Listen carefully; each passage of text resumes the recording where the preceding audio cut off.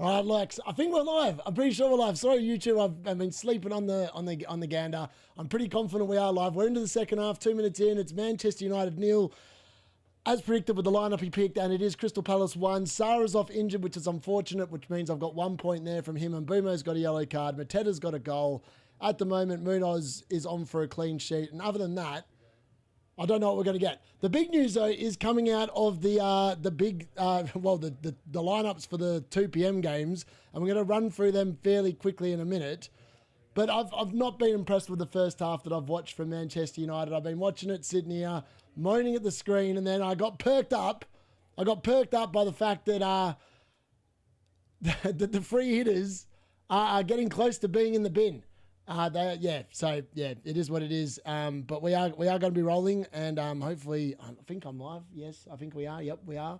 That's good. So that's good. So yeah, big stuff here. Obviously, my team. I mean, I want Man United to come back, but I keep on sitting here looking at this game and Bruno Fernandes in the midfield as usual. I mean, it's like Amron does not. It's like he just doesn't pay attention to what happens in the international breaks and stuff. Like, how can he sit there and continue flogging a dead horse that is Zirkzee up top and then Dalot at left wing back? I mean, it's enough to wind the masses up, folks. It literally is enough to wind the masses up. But look, I'm here to give you some comfort in life, particularly if you're on free hit. I did say don't go for Liverpool players. And I think the biggest news here, folks, is that Mo Salah, all those fools free hitting that picked Mo Salah, he's on the bench. You can guarantee he's almost on track for a 1-pointer in the second half. Like, it's either he's going to come off the bench and score and prove a point, or he's going to come off the bench and get 1 point, or he's just not going to come on. And then people are going to be getting the likes of Mark Gui maybe as their first sub off the bench against Arsenal later. I mean, it doesn't feel overly good. And you've just got to sit there and wonder about the sanity of people that free hitted and bought in Liverpool players. Like, I did say I didn't quite understand it.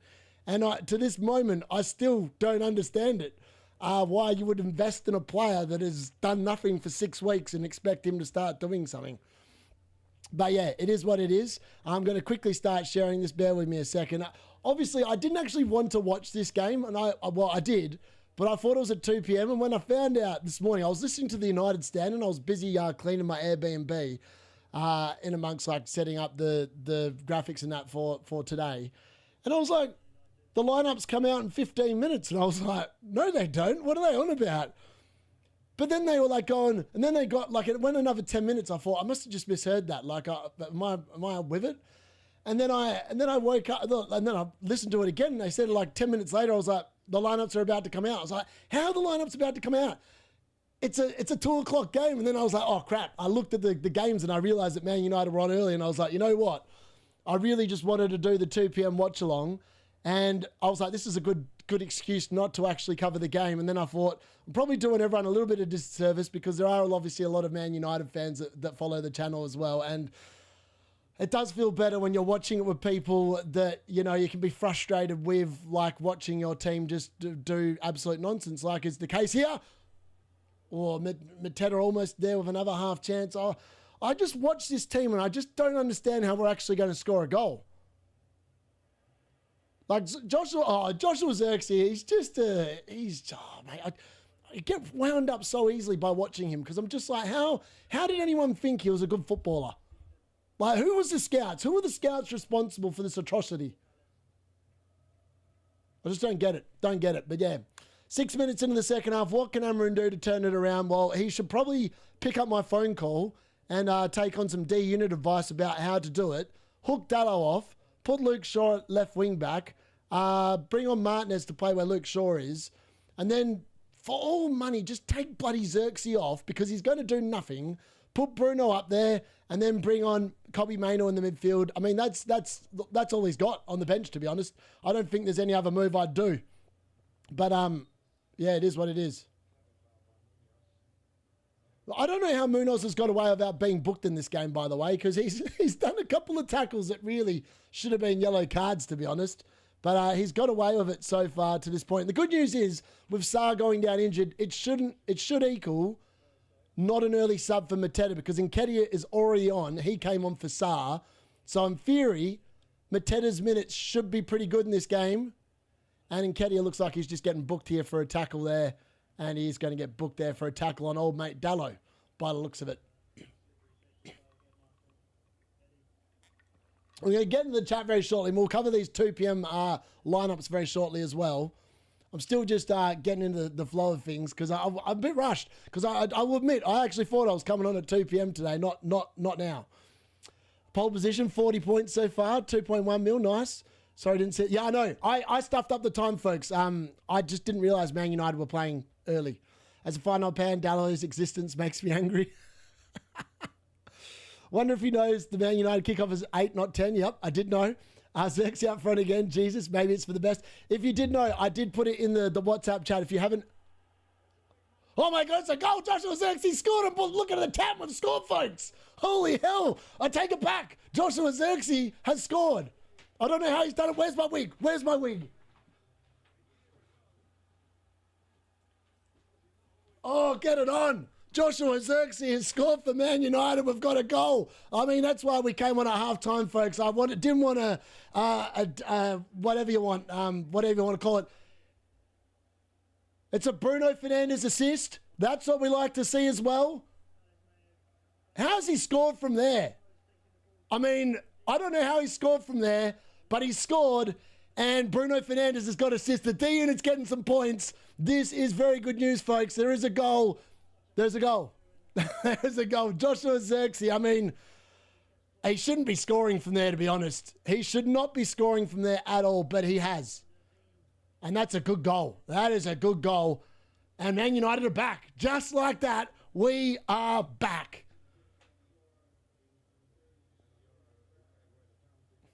Unbelievable. Unbelievable scenes. I take it back. He's still crap, but he scored, so we'll go.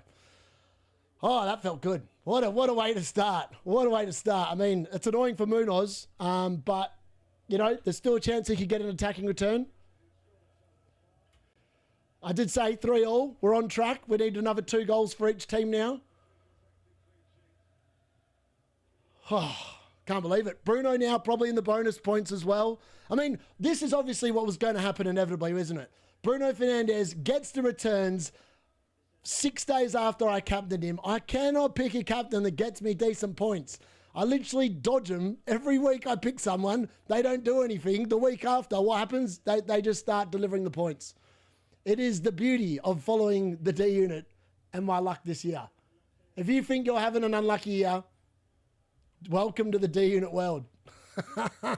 That's brilliant. I'm excited now. Man United up and about. I mean, stuff Munoz's points in the bin, but I'll more than happily take the goal. I don't know if we deserve to be level, but we are level, and that makes me happy. That makes me very happy. So, yeah, look at that. The D-Unit, that's why I didn't do the first half. It would have been a first half, no good. But it was Bruno's braces, 2-2, but mine didn't arrive until tomorrow. 155 start, Mateta goal, 3 hitters punished. Sargon off, yes. Hearing rumours that Chiesa starts for Liverpool. Looks like Vert starts, Salah bench, no Chiesa. Lots of people complaining about the Salah benching. Dean will come in and check his settings to notice the game's over. No, I did know it was halftime, folks. It's all good. But yeah, what a man. The Joshua Zirkzee has done it. We're up and about. Oh, good to see you on the chat. Bruno destroying the free hit. We love to see it. Zirkzee price rise next when? You never know. Good luck today. Thank you. I'm so happy to see you come online. An hour of Goldbridge was killing me. Here's the hindsight merchant unit. I free hit against Liverpool. I was saying do not pick Liverpool players all week. And then Gary's called me a hindsight merchant. Fantastic stuff. Fantastic stuff from the podcast there. We love to see it. This game should be good. I think this is going to be a good game, folks. I think strap yourselves in for the second half. Joshua Zirkzee might have found some form.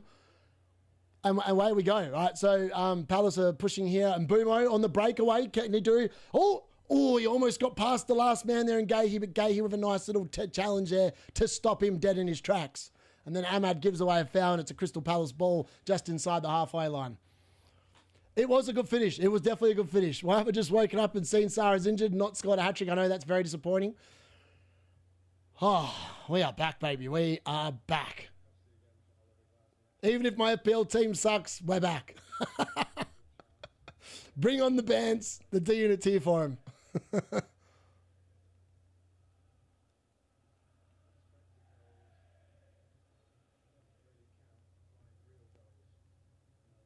All right, it's a free kick here for Palace. And they've lofted into the box. Munoz is clear in the middle. Header across. Oh, Zirkzee almost got an own goal. But it wasn't an own goal. It's gone out for a corner, I believe. But, I mean, that would have been some fortune, that, going from one end of the ground to the other. I mean, Munoz have a great header across. And then Mazraoui's kicked it into Joshua Zirkzee. And it's literally almost gone off Zirkzee's shoulder into the net. But thankfully, it's gone out for a corner. So a crisis has been averted there, folks. All right, let's share that there. All right, we're good to go. All right, make sure you smash a like on the video, the stream, sorry. Get your comments in as well. Yeah, get them all in. Ah, exciting. Let's do a shot for that goal, eh? Let's do a shot for that goal.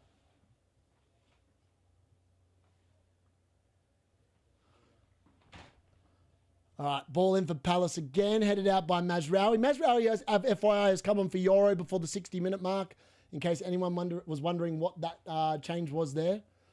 And it's offside, so there'll be a Man United ball in the back line there. Who would have thought I would have been shotting to Joshua Zirkzee? I definitely didn't think that was going to be happening 60 minutes ago, I can tell you that much. But here we are. We're up and about. Zirkzee double. Can he do it on both ends of the ground, folks? I mean, he's a good player. Good player. Don't know how he scored, but he scored, and I'll take it. All right, what have we got? Can we come back and beat Palace? That is ideally the real scenario I want. I want a Bruno Fernandes penalty and a monster haul for the big Bruno against the free hit cartel. I mean, that would be that would just be brilliant. Imagine if Bruno got a penalty, gets the assist, gets the bonus points, 3. He'd end up with a 12-point haul, I think it is, which would be pretty damn nice, to be honest. That would be pretty sexual. But yeah, it's definitely on here. This game is there to be won. We've got half an hour left of the second half, and it could go either way. It really could go either way. It was a really good finishing foul. You know, yeah, I know. Yeah, I know. Lacroix DCs, almost a Zirkzee double. The problem, Salah benched, Liverpool punished West Ham today. Come on, Isaac. Zirkzee double, please. It would be hilarious. It would be. Better to be shotting than shitting.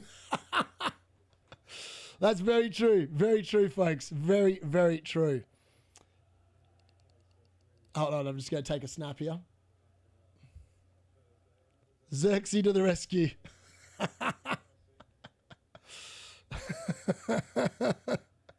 Send that to everyone. They're going to wait. People are going to open that up on Snapchat and go, what the hell are you sending me, you idiot?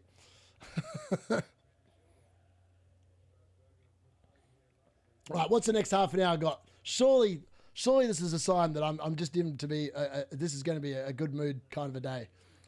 Hopefully. All right, Mateta racing at the goal, and he's put it over the bar. I mean, it's a pretty woeful finish, that one from Mateta. Probably leant a little bit too far back in his deck chair and puts that one calmly over the bar. All right. Casemiro's actually been in the wars today. He's actually been fouled quite a few times. This wig's actually making me quite hot. It's actually quite warm in this room. Need to put the aircon on a little bit more.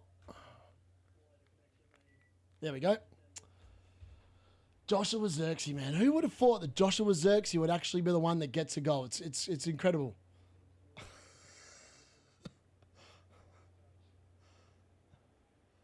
All right, Man United pushing forward here, and it's a free kick just on the edge of the box.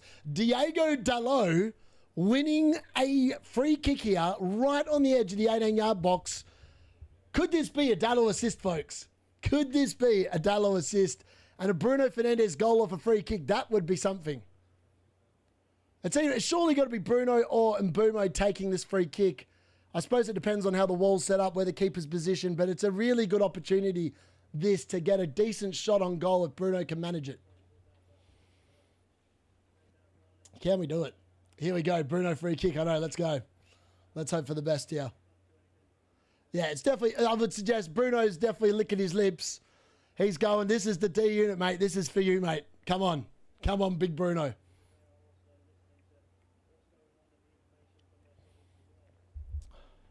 Come on.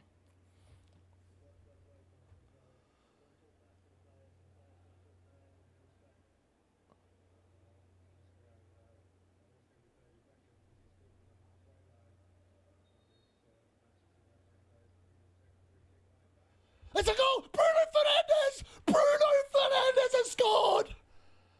And it was Mason Mount. I thought it was Bruno, but I was like, who cares? It's a goal. Man United have come from behind her in front, folks. Who cares? Gallo assist is in the bag. What a goat pick. That is the golden goat pick there. That's a goal. Manchester United have turned this game on its head, and it is, I think it's a Mason Mount goal. Who took it? Oh, it's a Bruno assist. Bruno double assist. Mason Mount with a goal. So it is a Bruno assist. Even better. It just gets better, folks. It wasn't a Bruno goal, but it's a Bruno assist. Mason Mount goal, and the D-Unit is back. We are back. And Manchester United are back. We are 2-1 up. We've come from behind. This is why we missed the first half. We didn't want the moan along. We wanted the excitement along. And the D-Unit and Bruno Fernandes, I mean, of course, he captains him on Monday night. The man dodges points. Now he shows up. 2 assists in the bag. That's surely 3 bonus points heading Bruno Fernandes' way as well. This is brilliant. This is the stuff we want. Come on. Manchester United getting the business done, folks. Oh, that is unbelievable. I just saw it go in and I was like going, I didn't actually see who hit it. I was like, oh my God, we're in front. Madness, the scenes. Bruno Fernandes, I mean, who would want to have Mo Salah today when you could have had Bruno Fernandes, who has decided that he's no longer going to be points dodging and he's going to start delivering for the D-Unit. What a man. What a good man. Well, and Ahmad almost makes it 3. Man United are running all over the top of Palace here, folks. They are running all over the top of them. This could be some finish to the game. Ahmad was a brilliant ball out there. I think that was Mount that played it out there. Ahmad skipped inside and he's just put his foot through and it's gone way too far over the thing, but it's 2-1. I can't believe it. This is why I came on later. I'd missed the half of moaning and now I'm on and now it's looking really good. Who wants a moan along when you can have a fire along? Bruno did touch it. Yes, no clean sheet so far this game. We've only 4 games left. Exactly. Glasner's not happy on the touchline. God bless Zirkzee. He's turned his game around. This is what happens. Every time the D-Unit puts the wig on, Manchester United win. So maybe that is the secret to success when I'm doing these watch-alongs. Start wearing the wig and hope that it just goes really well from there. It's like I'm the clown. Instead of the players being the clown, the D-Unit's the clown and they get the results. Just need a Munoz goal. I mean, I did call 3-all, so I reckon there's going to be more goals in here. This game is set up for some more goals. Thank you very much, Sean. Yes, Bruno, Mateta, give me those points. Exactly. Them time spotters of Salah. It's just beautiful. It is beautiful, mate. Thank you very much for your super chat. One absolute legend of the chat. Right, Munoz into the box. Pino's fallen over, and it's offside. It's offside there. All right, let's update my score. Let's update my score, folks. I need to quickly have a look and see what points are on what. Right, Bruno's now on 8 points according to this. He's obviously probably going to finish the game on 11 with 2 assists, but he is on 8 now currently. Munoz sadly is staying on 1, and Bumo's gone up to 1. Mateta's gone up to 6. No idea what that is, what that gives me, but it gives me a few. How good's my math? 19, 25, 40, 41, 49, 50, 52, 53, 57, 59. 59 is Finks down without bonus. That's not too bad. I'll take that. Better week than last week. Even though the triple captain was a complete fail. But I'm kind of used to my chips not doing anything. I did... last year, my triple captain and bench boost combined for 10 points. This year, it combined for 8. So it just goes to show that I never have any luck on these chips. So just don't do what I do when I'm playing them and you'll be fine. Or do what I should have done and just triple captain Foden. I would have been laughing all the way to the bank today. But alas, we didn't, and we go. All right, 66 minutes gone now. What have Palace got? They have been rocked here in the second half. They are looking like the tired unit that they thought that they would be, which is why I thought this game would be quite high scoring. Manchester United do score goals. It's just we are not very good at keeping them from going out. Oh, and De Ligt just headed Mateta in the back of the head, the Wally.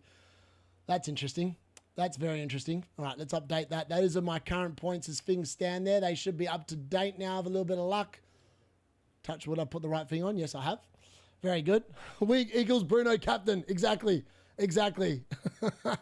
I mean, it just goes to show this week has just proven that the luck that you need in order to do well every week is just phenomenal. Like, I picked the week where, you know, it made a lot of sense to actually captain Haaland. He was playing a Leeds team with their two probably toughest combative midfielders out of the team. I've gone for the pick that, you know, he's been hoovering up the chances. He's been getting ridiculous XG. And he didn't even look like getting a chance yesterday. So, like, you just need the luck to fall your way to have a really good week. And then other times, like, you could sit there and have a really good Saturday and then the Sunday just really lets you down. And I feel like potentially that's why I love football, though. Football's such a, it's such a unpredictable game, which is why it's so good to watch. And also very frustrating as well in the same breath. Let's all slag off Mbumo now. Mbumo, I know. Mbumo, any chance of coming to the party, mate? Any chance of coming to the party? I would actually take an Mbumo goal. Then Munoz can have his goal and it can finish 3-2, and I'd be very happy with that result. That would be all round really good. The disappointing thing is I put a bet on before this game for all 5 of my players to get a goal or an assist. So at the moment, 2 of the 5 have come in. Unfortunately, Sar's off the ground, and I don't think I got the option where it goes to the next person, which is only disappointing. But we'll have to wait and see. Template and template Bell and Fernandes. Yep, exactly. I just love that the point. I said that this game would be full of points, and it's turning out that is kind of true. Like, Mateta's in the points, Bruno's in the points. So that's 2 of the 5 players I have. So that in itself feels pretty good. Casemiro there probably earning his customary yellow card. That has to be a yellow, surely. I feel like that should be a yellow card, but it hasn't been given a yellow card. I know the referee's been a little bit all over the place. Like, some of these tackles I've seen going in have looked like yellows. And then other ones that I thought, you know, that's just a little bit soft. Nothing. And then he gives a yellow for it. I don't quite understand what I've seen today in terms of the consistency of yellow cards.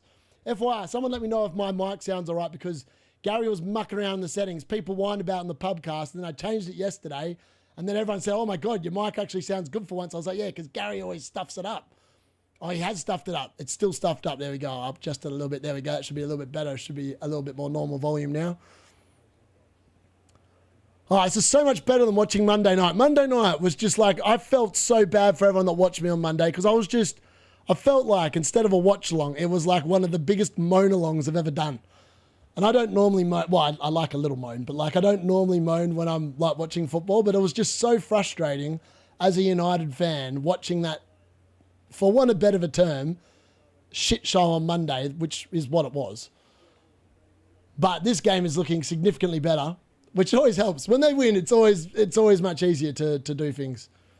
All right, let's have a look at who's in the bonus now. Is Bruno Fernandes the 3 bonus? No, he's not. He's only on 1. Somehow Zirkzee's on 3. Oh, it's because he's a forward. And Mount's on 2. Bruno's on 1 as things stand there in terms of the bonus points. Casemiro's 1 away from DC. Bruno's nowhere near it. That's weird. I thought that... Dallo trying to win another foul here. Dallo's putting on a pretty good show out there, folks. After I slagged him off before the game started, he's gone okay. I'm not going to say he's been brilliant, but, I mean, that's a foul. That should have been another free kick that he earned. I mean, Richards has stuck a leg out, but Dallo's flopping to the ground like I don't know, I can't think of a good metaphor to give that. But Amron's not happy. He thinks it should be a foul. It's a yellow card there for someone. It's a yellow card for Luke Shaw. Don't know what he's done, but we kind of missed that. But it's a yellow card there for Luke Shaw. Shawberto Carlos. Zirkzee and DCL goats of the week. I mean, who would have had a front 3 of that? Joshua Zirkzee, the DCL unit, and Thiago. That's the 3 forwards you needed. The anti-template draft, folks. I mean, Thiago's probably pretty template now. I mean, he's just been such good value in general. But DCL unit off the bench with a goal and an assist. I mean, you would not hear about that. Good buy. I reckon he's a good buy, Yono. Might be on penalties now after that guy missed as well. Yeah, Bruno's definitely having a low DC game. It's like Palace are very good at not giving the ball away in those areas, which is, I think, why he just hasn't really been getting them, is the best way of describing it. He's had no real ball recoveries in this game. That's why he's nowhere near it. But it might change, though. The last 18 minutes, Palace are going to have to push for an equaliser. So there is a small chance that he actually might rack them up later in the game here, because they are going to have to push forward. And then there should be a small chance of getting some more, I would suggest. Oof. I reckon Mbumo's half a chance to get a late goal here, because I reckon Palace down that side are looking quite tired, and he looks fresh. He looks fresh. Wait until Wilson plays. Love it. Callum Wilson, if Callum Wilson bangs tonight and you bought him on free hit, or you just bought him in general, thank me later. Mount, that's a poor ball out there. Oh, it's a good header there from DeLitt. Mount, I think the team have definitely looked better with Mason Mount back in. Obviously, the goal definitely helps him as well, but all right, and here we go again. Mazraoui down the right out to Ahmad, who toys, does a little dance, a little jig, plays it inside to Mazraoui. Mazraoui is definitely fouled there by Mark Gahey, and that should also be a yellow card, and it is a yellow card to Mark Gahey. So anyone that's owning him, he is now conceded to, and he will be on 0 points because he's just been booked as well. I mean, that was an easy booking, that one. That's for sure. Why has Henderson got Vaseline and go? I don't know. Palace are already exhausted. Having to push for a late goal would fill me with confidence if I was a United fan. Yep, I am feeling fairly confident here. What else can we do?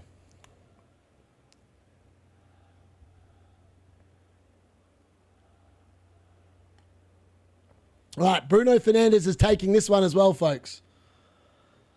Can he find a header? Can he get a third assist of the game here? His delivery today has been pretty good. His delivery today has been very good. What can he do? Bruno with the ball in, and it's a poor ball. It's a poor ball. Oh, DeLitt tries to win it. It's Dallo on the edge of the box. Dallo with a shot, and it's Miles. It's into Rosé, folks. It's into Rosé. Dallo with, well, let's be honest. If they'd scored that, I'd take back all my bad words said about the man, but he was never scoring. He was never scoring. I mean, that free kick was actually, it was like a next level play. Like, they weren't ready, really. The Palace players weren't ready. Henderson wasn't really set, and then they've just profiteered. Like, really profiteered from Palace just not really switching on, to be honest.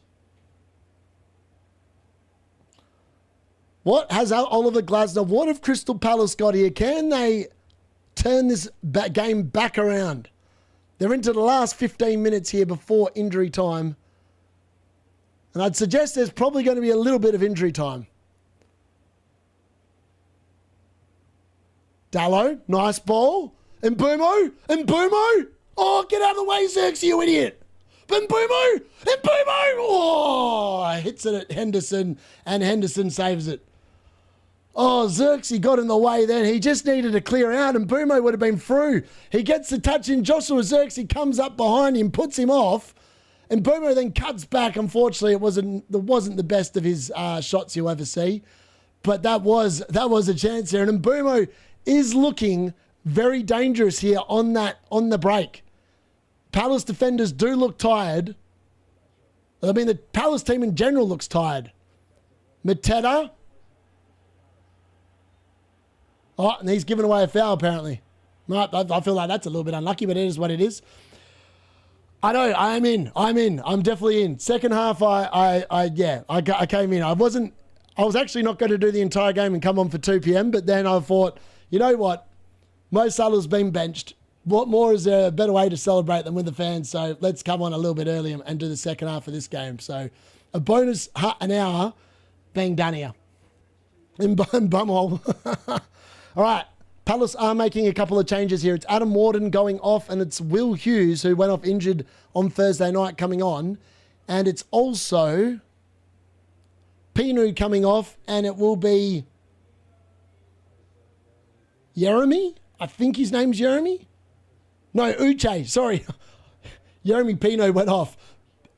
Uche has come on. I don't know. I'm assuming he's some sort of a forward player, but I really don't know too much about him.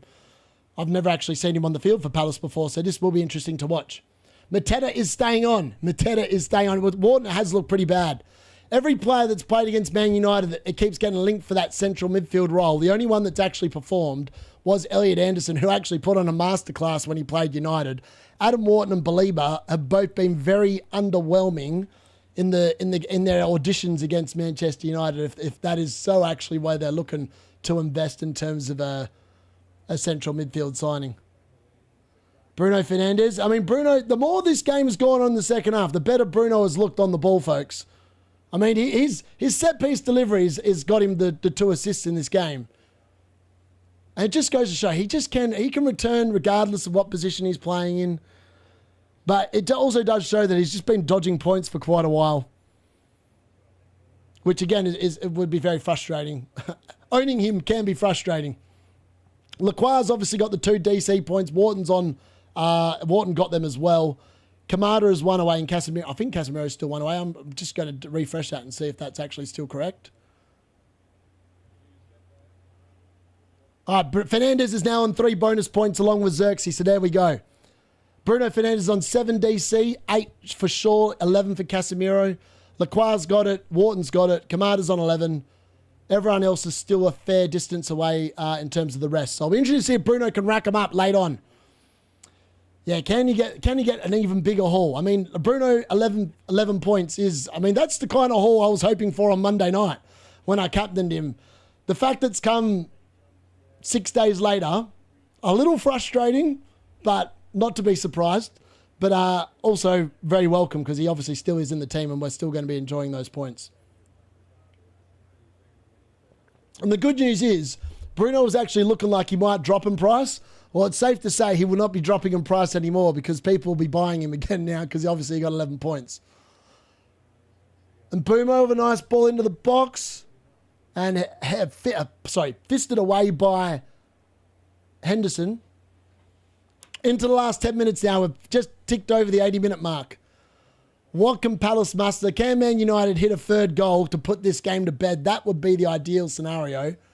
So we can all sit there a little bit more relieved, us United fans, before we then go on to the ultimate hate watch-along and we all start going for West Ham, which also feels like a good thing. It's a shame the West Ham game's on at 10 p.m. I could have got the missus in as she's a West Ham fan and that would have been quite fun to do. But she's been knackered. I think she's only just finishing work now. Oliver Glasner looks a little lost on the touchline, boys. He's slumped in his chair. He's like complaining about something. I don't think he thinks that they're going to get back into this game. He looks like a beaten man. And you can hear all the fans you can hear in the ground at the moment are the United away end. And the United away end are probably the best travelling away fans in the league. Bruno Fernandes is orchestrating the midfield like you know he can. He's going to put a nice ball into the box here. It's a great ball in. Dallo goes up. Can't get there. Mason Mount on the turn hits it and it's put away for another corner here by Lacroix. Man United are pushing here for a 3rd. Can they do it? I know I might go back to the Bruno Fernandes captain. I mean, he never lets me down against Haaland captainers, so it's definitely worth a shout. And based off what I've seen in this game, and prior to watching West Ham against Liverpool, it does look good. And we're about to see Lisandro Martinez is about to make his comeback from the ACL injury. And he is going to come on here to replace Luke Shaw. And it's great to see the Butcher back on the field. Evidently, here's a little bit of history for you. The last game he played when he did the ACL was actually against Crystal Palace. So it's quite fitting that he makes his return against the exact same opposition. Bet you didn't know that one. Good day, Harry. And he looks like an idiot. 0% chance. Salah gets benched. Goat call. Goat call from the GOAT. That's why he's never won FPL, folks. Shame they didn't get the team leaks for Sunday, eh? That would have helped their free hit. Oh, what's that for? All right, the refs found a foul in there against Man United. De Ligt with a great header again across goal. It was a great ball in from Bruno Fernandes, I think. And it was on track to find Casemiro at the back stick, but I think it would have actually been cleared by a Palace defender. But either way, here we go.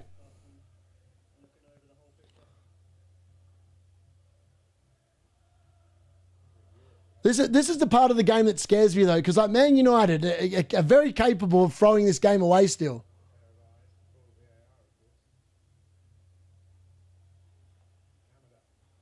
All right, what do we got? Yeah, keep the ball down there, folks. They're not going to do anything with the ball in their 18-yard box.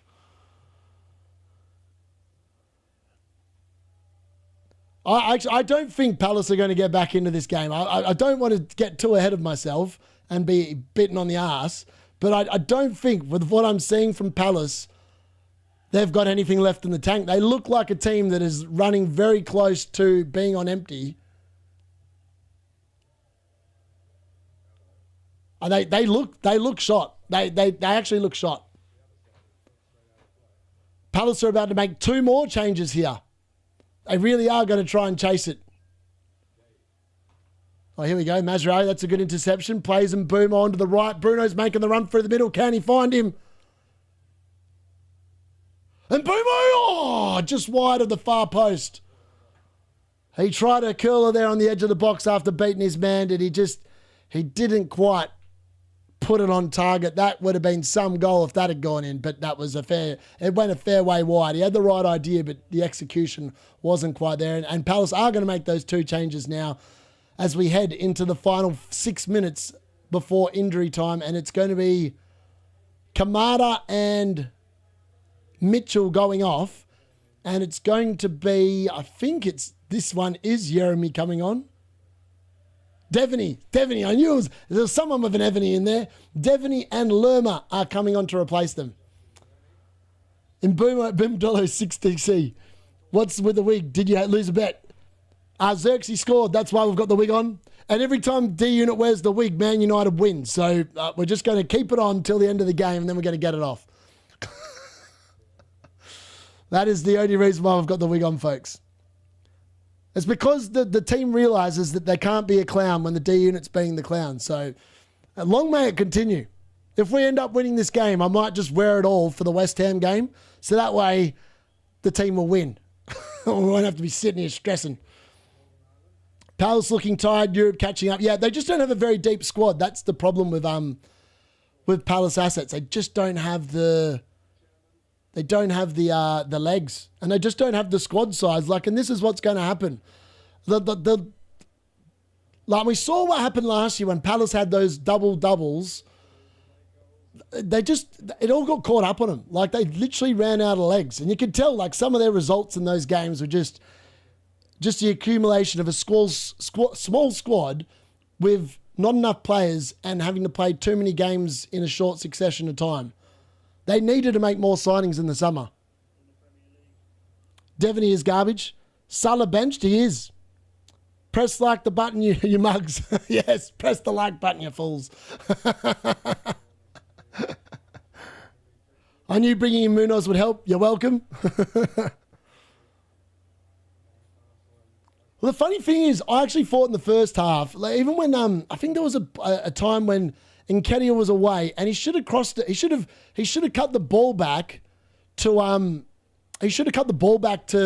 Munoz would have had a tap in, and he would have scored. But I think Nketiah got a little bit caught in 2 minds, and in the end, he did neither, and ended up making a meal of it.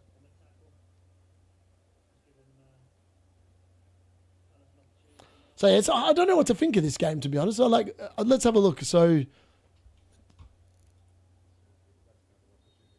Mateta's just going to end up on straight 6 points, and Bruno's potentially going to end up on 11, and Bruno, Munoz, and Sarr all ending up on 1. So it's not a huge haul of points for 5 players, to be honest, but it's better than none. I think we're going, what is that, 11, 17, 18, 19, 20. 20 points across 5 players. So they're averaging 4 points per player in this game. So that's not horrible. It's better than them averaging 2 points each. So that's not too bad. Where does that leave me rank-wise? We should be on a decent... Well, hopefully we'll be on a green arrow by the end of today. Wow, at the moment we're inside the top 4 million. So a decent rank rise. Obviously there's a lot of games still to come and I've got no one left. So it's obviously going to come down. Now reckons Bruno's on 9, so maybe he's back down to 2 bonus points apparently. Instead of 3, so he's gone down to 2.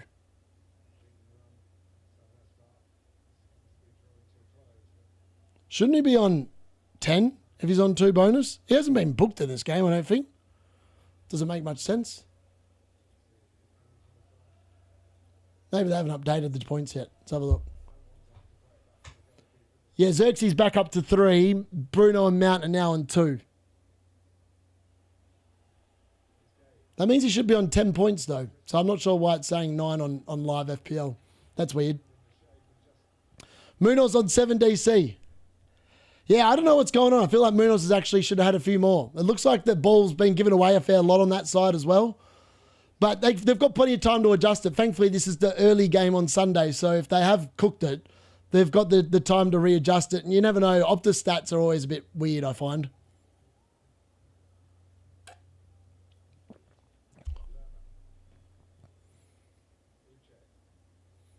All right, what's the Munoz got here? What can he do? What can Man United do? Can we hold on for the win? Oh, dear, that's a bad tackle there from Bruno. Oh, he plays advantage. He plays advantage, the ref.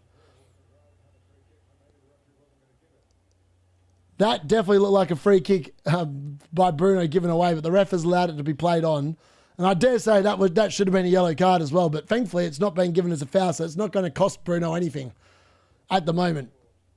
Unless the ref brings it back, but the game's gone on for a fair amount of time here, so maybe Bruno might get lucky and get away with this one.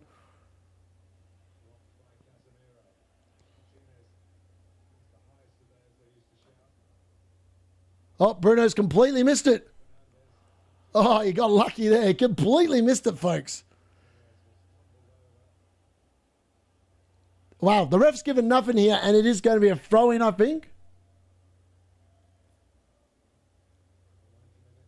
How that, I don't know how that wasn't a foul in there for anyone and how that wasn't a yellow card, but we'll take it. We will take it. He should be 8 to 9.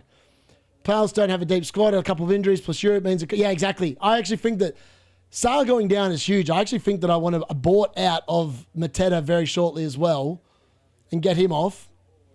All right, Man United making a couple of defensive changes here. Ahmad is coming off. And Mainu's finally coming on in the 90th minute. And so is some bloke I don't recognise. Oh, Dorgu's coming on, sorry. I just didn't recognise him with the headband on him. And Mbumo, sadly, is going to go off on 1 point. So Mbumo back-to-back 1 point weeks, not ideal. And Dorgu and Mainu are on. And I dare say Mainu does not look overly impressed to be coming on at 90 minutes and 47 on the clock. But he's coming on regardless. I just don't understand how he can't get a game. He can't be that bad that he can't just get a game. That bit just doesn't make a hell of a lot of sense to me. All right, we've got 3 minutes to enjoy here. Can we do it? There's a long throw coming in from Palace here, and it is into the box. It's Richards flicking it on. It's Munoz and Kedia getting in the way of each other. Oh, no, it wasn't Munoz. It was someone else. Munoz picks it up here, gives it to someone out there on the right who just makes an absolute meal of it. And it's gone out for a throw-in.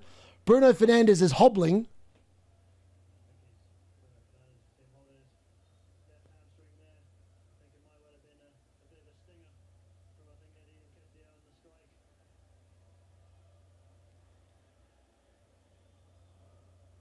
I think he's just nursing a spot where he got the ball hit into his leg.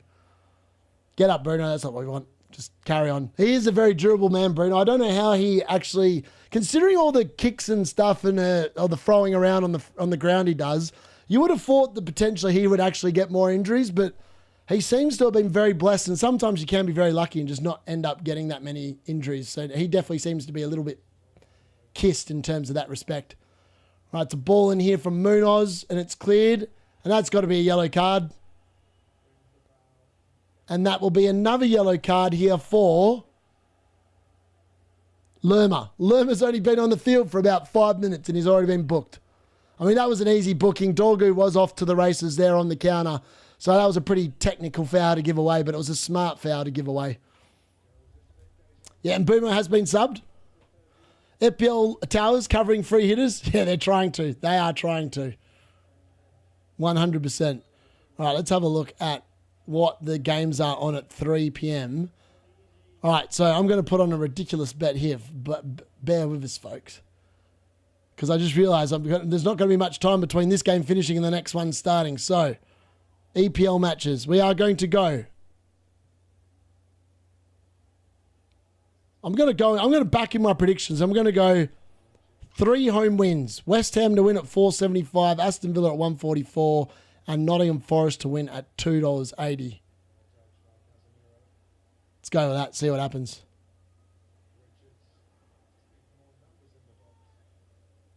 If that comes in, what a day that will be, folks. West Ham to score. Put money on it. Put money on it.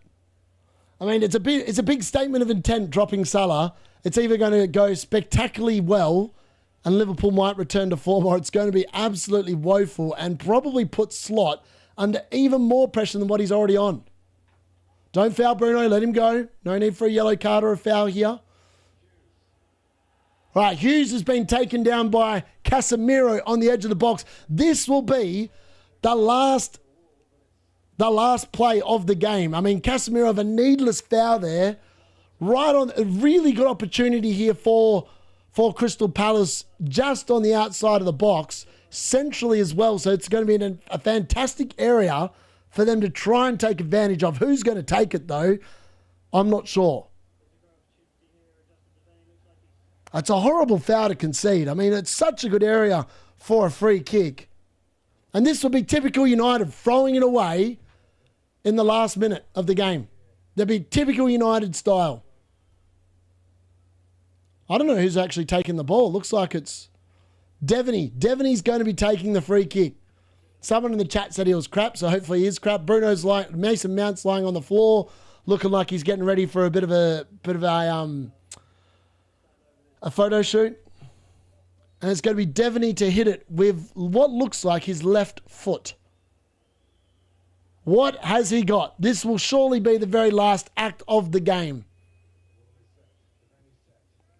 And he's hit it straight into the wall. And that should be that. And it is. Manchester United have kicked off the live watch along with coming from behind after what was a pretty frustrating first half. 1-0 down at halftime. Bruno Fernandes with a couple of assists. And Man United have turned it around. Joshua Zirkzee somehow scoring after I've just ravaged him. And Dallo winning the free kick that Bruno just tapped to Mason Mount, who scored from just outside the box. And it's a happy day. And back to the winners column for Manchester United that they go. And they'll be going back up the table. So what a great start. What a great start. We're 3 minutes away now from the 2 p.m. fixtures getting underway as well. That's now I understand why the kickoffs were 5 minutes past 2 was because of the Manchester United versus Crystal Palace game. That makes so much more sense now. Bruno should be hopefully back on 10 or 11. Either way, it's brilliant. All right, we can take the wig off, folks. We can take the wig off. Manchester United have won. We can put that back over there. I'm just going to quickly sit there and close the door. Bruno on 11 again? Surely. He's not on surely 11. He can't be on 11 DC again. If he is, I mean, that is just ridiculous. Oh, no way. He actually is. That's hilarious. Bruno Fernandes on 11 DC again. I mean, someone find him one. Someone find the man one. Get him one. Adjusted after the game's finished. We know you can, FPL Towers. Someone in there must own him this week that isn't on free hit, and just boost him up one. Ask for Bruno recount. I want a recount. Someone rewatch that game and tell me that we should be good. I was sure that Munoz would get his 5th yellow card to be rested against Burnley. I'm glad he didn't. I'm very glad he didn't. It definitely helps my team for next week. Well, midweek, I should say. So I am probably going to take another hit. Taking hits seems to be working. I'm getting green arrow after green arrow. So I'm going to remove Sarr. We're going to get rid of Sarr, and we're going to probably bring in Minte for him. And we are going to... bring in Lacroix for Senesi, I think. I think that's going to be the move. So I'm going to keep triple Palace, but I'm going to go to double Palace defence. I think that's going to be the play. Pretty sure that's going to be the play. So yeah, Bruno Fernandes, two assists, and he's on 2 bonus points. Hopefully FPL Towers can do us a favour and knock him up an extra DC point within the next 4 hours, and that will be even better. But not a bad start. Here we go. We're very good. Review Minte. It's really annoying because 4 weeks ago when I bought in Mateta and Sarr, I actually also looked at Welbeck and Minte, and I reckon I've actually gone with the wrong 2. Like if I'd gone with Welbeck and Minte, I could have got an extra Palace defender, and I would have dodged all the blanks that Sarr's got. Like Sarr got 4 blanks in a row. So he's been a great asset to buy and hold on to. He's been very frustrating to own. But yeah. Definitely could be worse. Definitely could be better. Bringing in my boy Phil Foden again though. Like, I'm glad that I've got him. Foden's going to be great for the foreseeable future. So I think he's actually going to be a really good buy and hold. I'm just glad that I brought him back in. Like people are going, why are you bringing him back in? The only thing I'm disappointed about is it would have been great to just stay strong with my own beliefs. And I talked about how I was tempted on the deadline stream about triple captaining Phil Foden, and I really just wish I had, because my God, my score would be through the roof. I would actually be on I'd actually have another 26 points. I'd almost be on for 100 point, well, not 100 point weight, but I would have been on 85 points, which would have felt really, really nice, but it is what it is. Anderson Hall, hopefully. Munoz didn't get booked. I know. Bruno returned FPL. I know. I definitely deserved it after the frustration it was Monday. Need to watch the Brighton versus Forest game to see which asset going to bang coming weeks. Yep. Should we go with Palace assets? They look cooked today. They absolutely look cooked. That second half, I feel like the Burnley game's an interesting one because it is Burnley. I would expect Palace to probably keep a clean sheet. They're like Burnley. They were so lucky they scored yesterday. I mean, the only reason they scored is because Coyote didn't pay attention when he was clearing the ball, and he's kicked the Burnley player that was coming across his body. Had no idea he was there. If he'd known he was there, he probably wouldn't have done it. They wouldn't have conceded the penalty, and that's the only way that Burnley scored yesterday. So I think Palace should be able to keep him to a clean sheet. But, yeah. Yeah,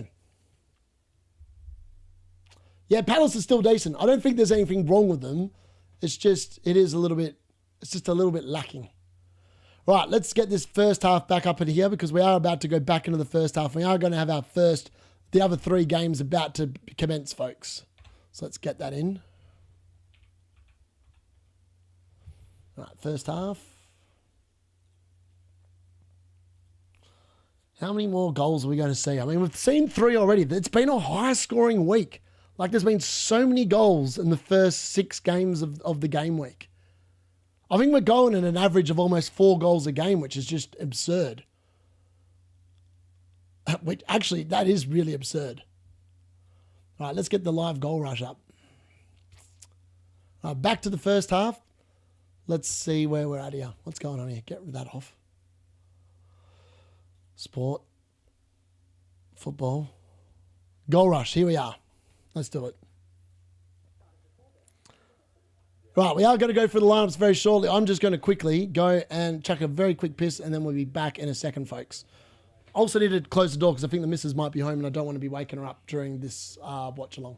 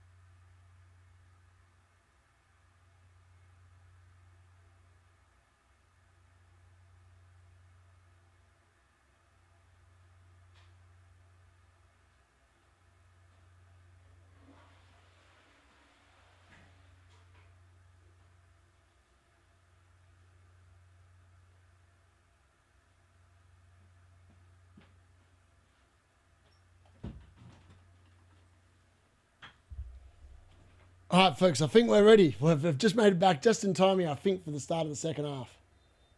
Oh, sorry, the first half. What am I on about? Right, we are going to go through these lineups very shortly. I've just had a moment of applause for one of the legends of West Ham who unfortunately has passed away today, Mr. Bonds. So condolences to his family and sympathies to him, and Jared Bowen's holding up his shirt and putting it down on the side of the field. Billy Bonds, I believe his name was.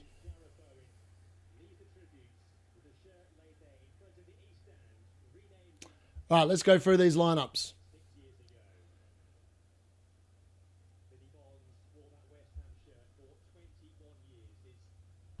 So, it is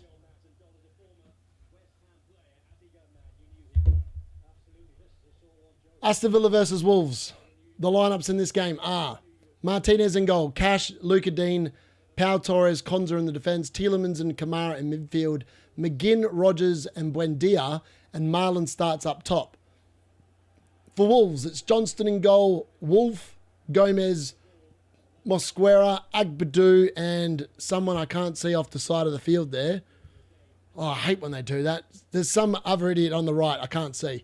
João Gomez, Andre, Bellegarde, Arias, and Strand Larsen. I'll try and find out who that person is I've missed, but there is someone else there I've missed. But my phone, unfortunately, is not showing me. And there's an early foul here by West Ham on Isaac, by the looks of it. No, it's not Isaac.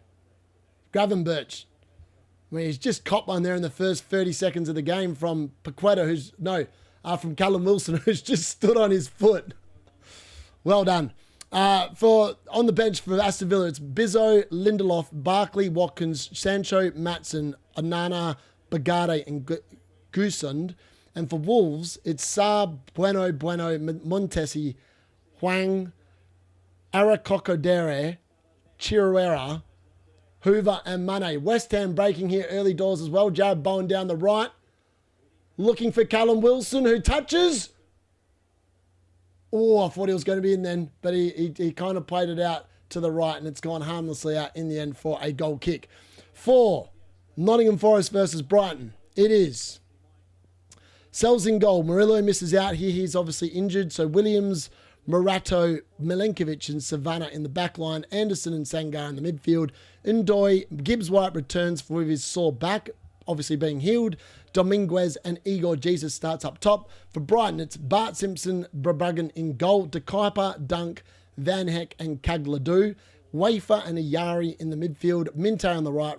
Jorginho Ruta through the number 10 position. Gomez and Danny Welbeck is back up top. On the bench, it's John Victor, Callum Hudson-Odoi, Callum Moendo, Hutchinson, Yates, Cunha, McAtee, Bowley and Abbott for Nottingham Forest. And for Brighton, it is Steele, Gruder, Tamisis, Hinselwood, Baliba, Costellus, Boscagli, Veltman and Kopaloa. Oh, mate, I can't say that guy's name. I always get it wrong.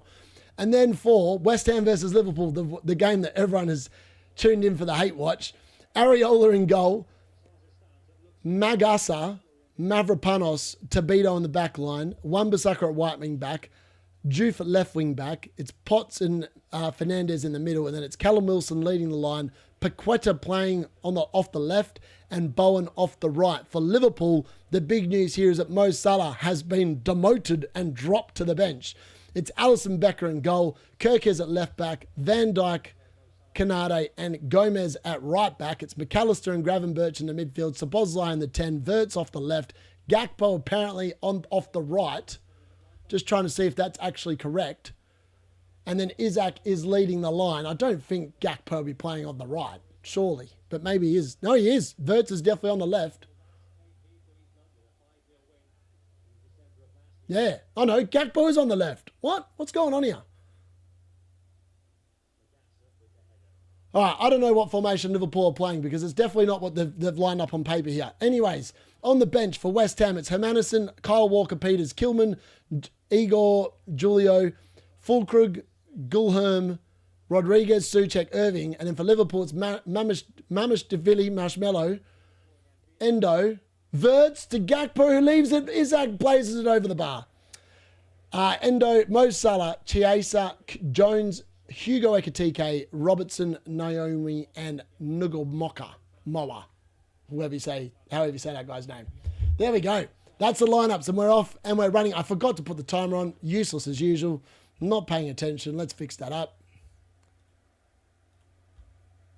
Right, we actually are into the first half. For 5 minutes in, I'm going to adjust that timer very shortly. Bear with us 1 sec. 4 minutes in, sorry. $4.05. There we go. Just add 4 to that. Add time. All right, there we go. Timer's on. We're ready to go. 4 minutes in. Let's go. That 42 is a free hit team. No cleans yet this week. Exactly, Wilson. Billy Bonds. Yeah, he was a great player. Definitely was a great player. Bowen hat-trick will be fitting today, plus a clean sheet. That would be biblical. Billy Bonds, 20-pointer. Yeah. Aston Villa clean sheet will help me make top 130K. Very nice. Surely Slot gets sacked if Liverpool lose today, right? I mean, he's got to be getting closer if they do lose today. Cash, Martinez, Gakpo, and Isaac, let's go. Changing up with the 3 left wingers. Salah bench, Liverpool win is what? Isaac scored for Liverpool. He did. One day, he will. He's inevitably going to score for Liverpool at some point. Hopefully it's not today. Hopefully it's when I decide to bring him in, and then he goes bang, bang.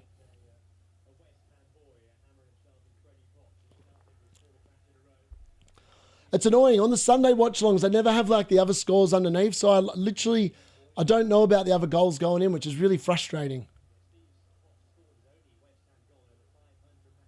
So it will literally just cut away to when another goal goes in, whenever it frees up, which is really frustrating. I wish it was like Saturday. Saturday has all the other scores down the bottom, and it says goal or like penalty or VAR check. You can see it all down there, so you know something's happened without actually knowing. Whereas on the Sunday ones, doesn't matter how many games are on, you just get nothing. So there's 3 other games going on, and until it flashes across to it, I've got no idea what's going on. Canado clears that one out into touch. Vert's left, Gakpo right. Yeah, I know. It just seems odd. I'm surprised they're playing Gakpo off the right. Obviously, he must be... Gakpo's definitely on the left, though. Like, Vert's is in the middle. It's Szoboszlai on the right. That's what it is. Szoboszlai is actually on the right. It's Vert's in the middle, and it's Gakpo on the left. So they're giving Vert's the 10 position. That's essentially what's happening here. Nobody's got him. Wolves and West Ham to score will be nice. Yeah, I know. I'm really hope. Like, obviously, West Ham are like my second kind of team because of the fact that the missus supports them. So I am actually legitimately hoping West Ham win, not only because of the fact that I love seeing Liverpool lose, but also the fact that, you know, the second team is West Ham. On Thursday, obviously, it's war because Man United play West Ham. So on Thursday, they could just don't bother showing up to Old Trafford. Give us a 3-0 win. That'd be nice. Make it a little bit easy for us.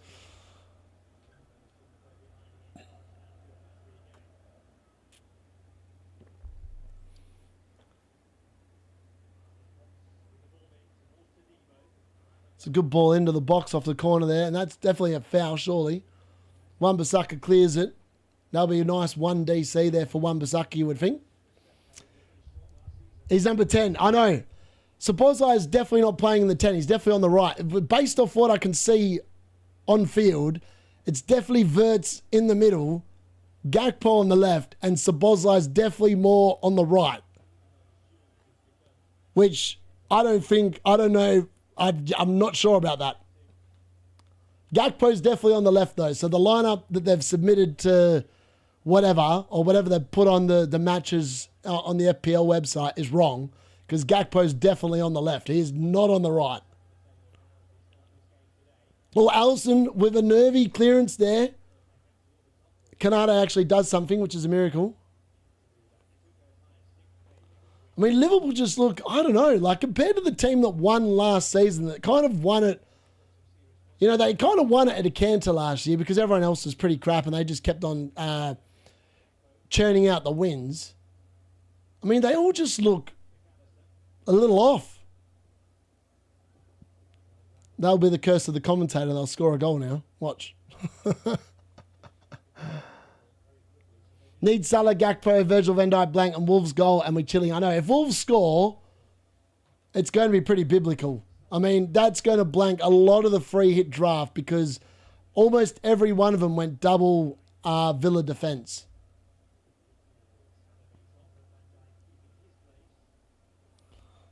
I mean, yeah, I still can't believe, like, so many people went with Mo Salah, and I understand it because, like, people forget that last year he was really good, but the back end of last year, he was rubbish. He did almost nothing the last 9 game weeks of the season. I think he only had 1 goal the last 9 game weeks, and this season he's been, I mean, he got very lucky the first 5 weeks, somehow stealing those returns post the 90 minutes literally every single week, and since then, other than Martinez giving him a free gift, he's done absolutely nothing at all, which is mad. Wolves will score its peak FPL. I see Salah is on the bench for Liverpool. He is, Eddie. Liverpool going with the no tactics setup today. They are. Took Fernandes out for Semenyo. Late on free hit. Not having a bad week, though. Can't win yeah, exactly. You can't win them all. Sometimes you do need a lot of luck. You do need a lot of luck to have a really, really good week.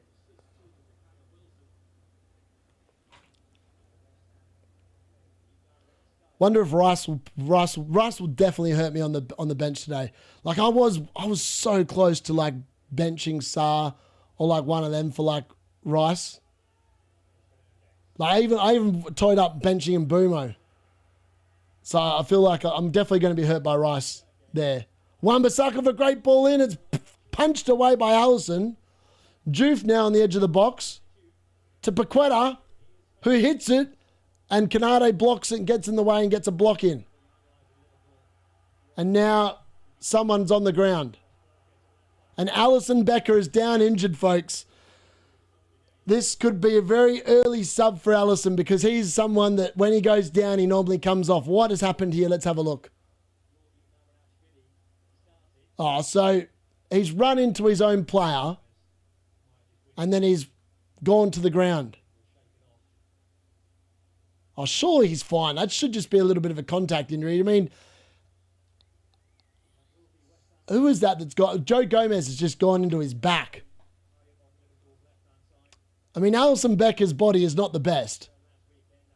It's not a very durable body. He does like an injury. I'm on 42 points of free hit with Martinez, Rogers, Marlon playing. Oh, you've got Marlon. Very nice. That's I like a lovely punt. A lovely punt's always nice on free hit. Feels like Salah down tools the second yeah, exactly. He did. Template free hitters all going Salah. Glad I didn't bother. Alisson again. All right, we're off to Aston Villa versus Wolves, and it's Luca Dean here. Oh, what a ball in, and it's off the bar. I don't know who got the head to it, but it's off the bar, and Wolves survive there, and it remains 0-0. It was Pau Torres with the header off a Luca Dean cross. That's a great cross in from Luca Dean. And somehow that has stayed out. I mean, I feel like that might have been ruled out for handball because it really looked like it came off the Villa player's arm on replay. But either way, it is still 0-0 there. What looked like a half a chance there for Aston Villa. Alisson made of crisps. He's up and about. He's up and about. The ribbing and banner on Pubcastle's class. I was pissing myself reading the chat. I think Gary and Trig are pretty pissed off that they've actually free hitted now because Mo Salah on the bench. Not ideal. Not ideal at all. I have no Liverpool players. Well done. He is a soft goalkeeper. He hurt his beard. Probably could have, to be fair.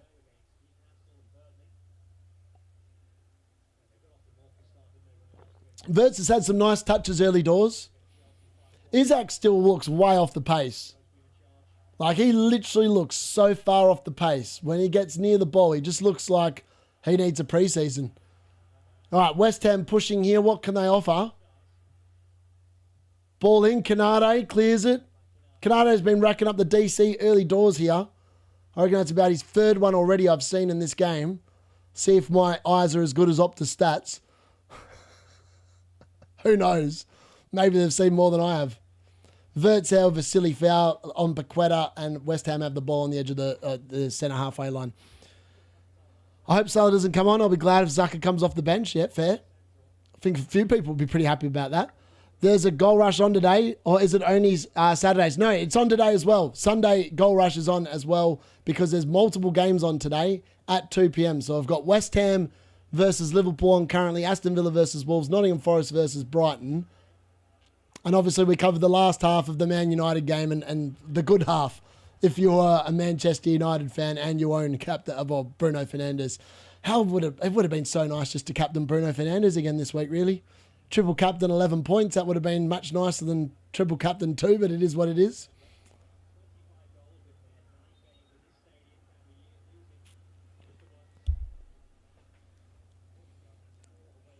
It's going to be really funny, right? So Andy obviously does his knee-jerk stream on a Sunday night.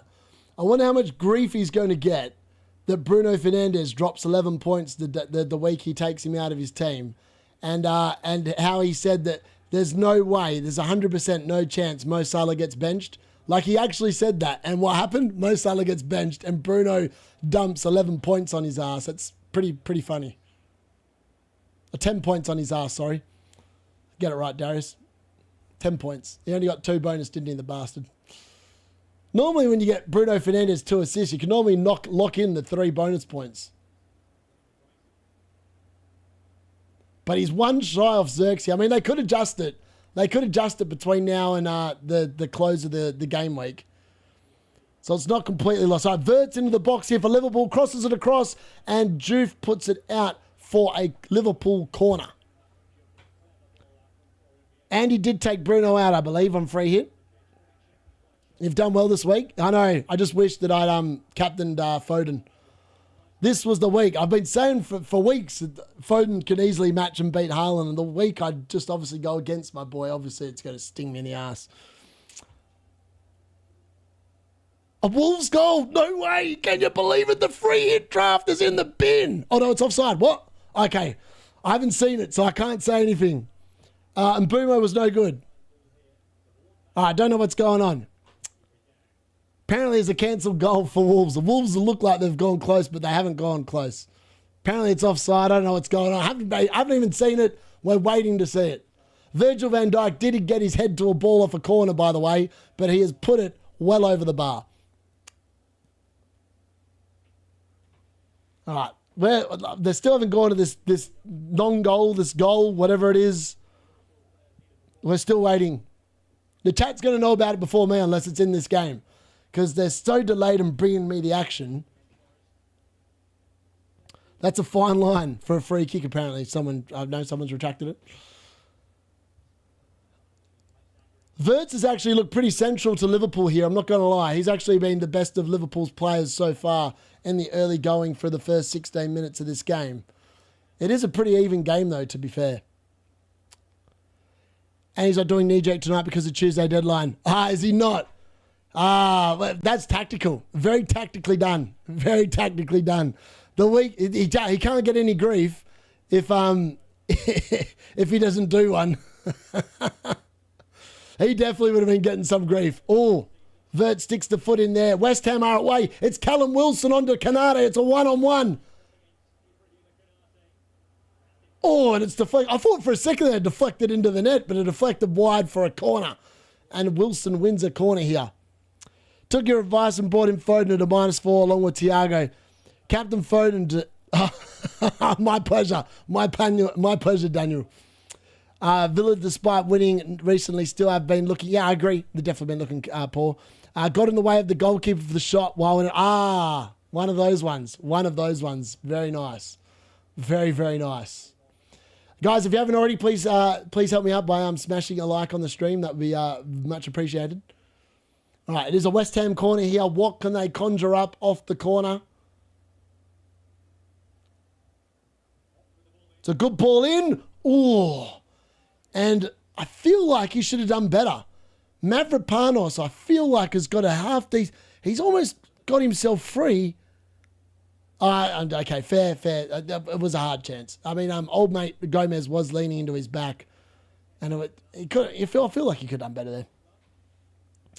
Have you noticed when Foden starts, Haaland doesn't score much? Yeah. All right, here we go. I'm watching the goal. So Wolves cross it across.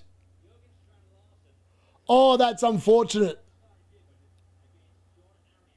That I think it is offside though. I mean, he's right where the goalkeeper is. I don't. That's offside.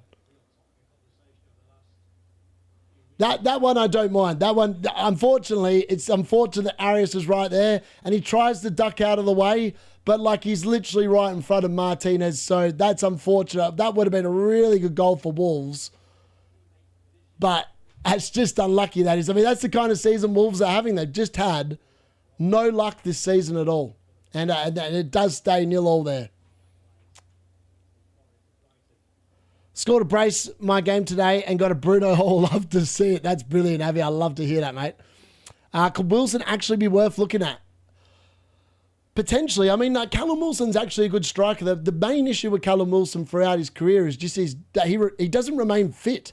That he's just one of those players that, you know, he'll play a couple of game weeks and then he's injured for, you know, what feels like quite a while. That's his main issue.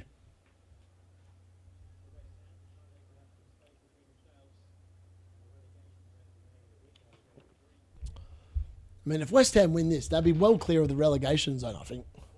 Should be pretty cool.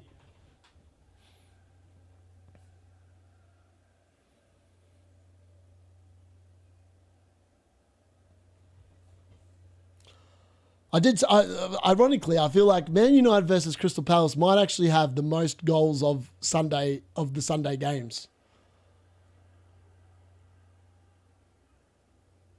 And that had 3. The games today, I just feel like there's going to be less goals today, I reckon. I don't know why. I just feel like a lot of the teams today have played in Europe. And they historically, like, they just don't play as well on a Sunday. Don't know why that is. It just seems to be the case more often than not. I remember Man United last year in Spurs. Like, they were rubbish in the league. Oh, here we go. Gakpo across. Oh, it's a great save there from Areola. From Isaac. Isaac with a chance there for Liverpool. That probably should have been 1-0, to be honest. And Isaac with a really good chance here to make it 1-0, but I think it was a good save. I don't know if it was a block or a save, but I'm pretty confident it was a save there from Areola, who does look pretty pumped up, so I reckon it was a save. Let's have a look. So it's Szoboszlai with a nice ball into the back stick. Gakpo with the header back, and Isaac has hit it. And it's a great save from Areola in goal there. Fantastic stuff.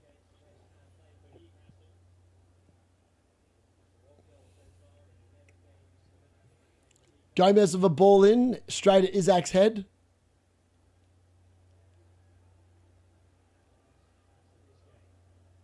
There's got to be a goal surely soon. Surely soon. Welbeck is a better health record than Callum, exactly. Triple captain Haaland and free hit teams are both... no. They have, Wayne. They have. I'm just annoyed at myself because I really was just sitting there thinking I should just do a Hail Mary and triple captain Foden. And I really should have. And then I would have really been on a heater. Would have been the beginning of the real comeback. Joof is down on the floor. He obviously wants the ball kicked out. Oh, he's just clipped the back of him. I don't know why Joof's hobbling around the floor there. It's a bit weak. Brilliant. It was a brilliant save from Areola. I'm just watching it back now in slow motion. And I don't know if Wirtz would have touched it. It would have been a Wirtz assist. But that is some save from Areola, who just came out to block the angle down, and it is a great save.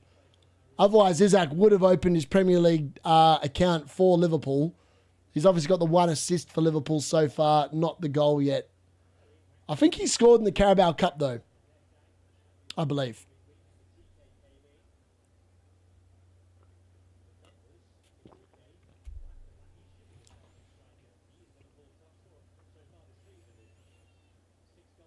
Munoz captain next week. I don't know. I don't know if I could go back to a defender captain, to be honest. After I did the Gabriel one the first time around, he got the 12 points. And then the week after, as soon as they lose the clean sheet, you're like, where are they going to get the points from? Like, that's kind of what it feels like. All right, Juve's got to have been fouled there by Canade. Surely that had to be a yellow card. It's not, apparently. It's play on. That definitely looked like a yellow card, but the refs allowed play on here. Also, United a link to the Wolves. Yeah, I know. I've seen that link to Gomez. I'm not sure about that one. Free hitters, Murillo and Salah. If Salah doesn't get a pint, I get 10 players on free hit only. That's annoying. That's frustrating. Hello, Dan. All right, Gravenberch into the... Oh, that was a great tackle there from West Ham, I think. What a tackle there on Gravenberch. I thought it looked like a tackle, but like well, it was hard to tell if it was a free kick or not. All right, so Bosley has fouled someone here on the right.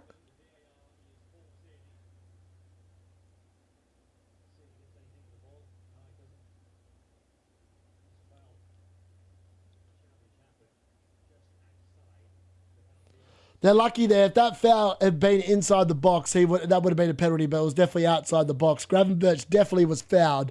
The referee's made a bit of a blunder there. Clear foul, and he's got a few of these wrong early doors. What do you think you're going triple Man City, Arsenal and Palace? I feel like triple City, Arsenal makes a lot of sense. Palace I'm not so sure about. Because I think Sarr's going to be out midweek. So he went off in the first half. And then he goes away to AFCON. I don't really rate Mateta when Sarr's out. Obviously, he's on penalties, etc., but I mean, the Palace fixtures aren't horrible, but they look so tired. They look like a really tired team today. That second half was... Oh, Bowen into the box. Oh, good clearance there from, I think it was Kirkes at the back stick. This game's been pretty open. There's been half moments for both teams. It's been not bad. Yeah, the commentator's right. With Szoboszlai's... Oh, that was a good ball in there from Wirtz, looking for Gakpo, but well defended by West Ham there. Yeah, the commentators just basically said that, Szoboszlai has probably been Liverpool's best player this year, but playing off the right, he's barely been sighted. Other than that one ball in, he's not seen very much of the ball. So, yes, they're accommodating Wirtz in the middle, and Wirtz has had quite a few touches of the ball and looks to be pulling the strings. But Szoboszlai, who's arguably been their best player, not been there.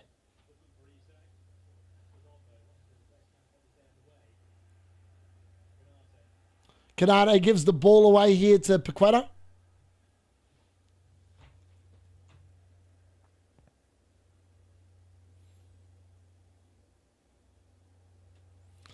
All right, we're 26 minutes in. There's been no goals. The closest they've had to a goal across the 3 games was the Wolves' disallowed goal from Arias being in an offside position.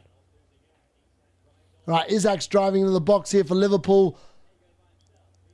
West Ham get across and win the foul there from Cody Gakpo. Game against Burnley will probably be my last game with Triple Palace. They do look knackered. They do look knackered. I mean, part of me is going, I would like to bring Lacroix in and double up on the Palace defence because, I feel like if you're going to back them, you can back their defence. Their defence was pretty good. Has been pretty good most weeks.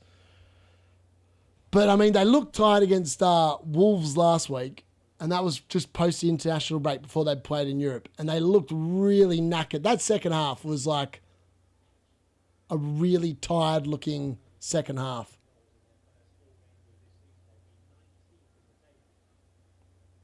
So, yeah, we're just going to have to wait and see how it plays out, I suppose. Wirtz looks better and more influential without Salah. I would agree with that.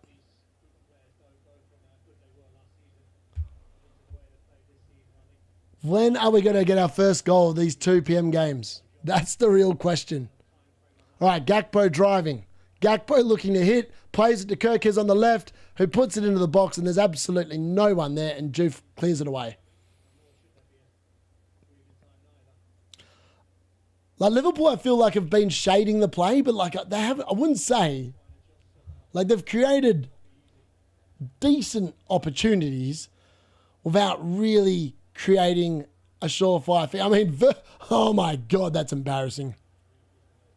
Wirtz is he's leaped into the air to accentuate the contact and then gone onto the ground. He literally took a skip and a jump, jumped into the air and then rolled around on the ground. That's everything wrong with football.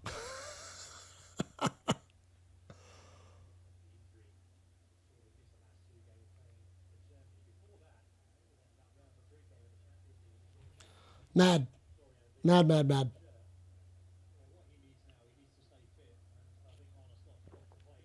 I'll probably transfer Mateta out after Burnley and kill my third forward spot. Funds to get Palmer and Saka once Mbeumo goes to AFCON. Yeah. See, what I would like to do with those extra transfers is game week 16, because I intend on free hitting game week 16, right, which would mean getting rid of Mateta anyway, because I'm probably going to take him out. He's not going to score against Man City, I wouldn't have thought. And like the plan would then be post 16, so in game week 17, when I obviously can use those 5 free transfers, is probably to get him Welbeck for Mateta, provided Welbeck's still going well. And Welbeck does look really good. And then I'd have a front line of Welbeck, Mateta, and Haaland, which I think at the moment is actually the best front three you can have in the game. So yeah, I reckon that's probably what I think that's where I'm leaning towards at the moment. But I feel like the third forward spot's like one of them ones, like what formation you're going to play. Like most weeks, I want to play, realistically, moving forward, probably a 3-5-2. And if I do that, I won't really need, I want an extra forward so when they've got a good fixture, I can play them. But I don't want to mark Gui. I had that for like 3 weeks, and 3 weeks I really hated the team, like, because I like having 15 players where if the fixture is good, I will play them. Or if I think the fixture is good or they could do something in that game, I will play them. I was never, ever going to play Mark Gui, like, at all. Like, it's a complete no-brainer.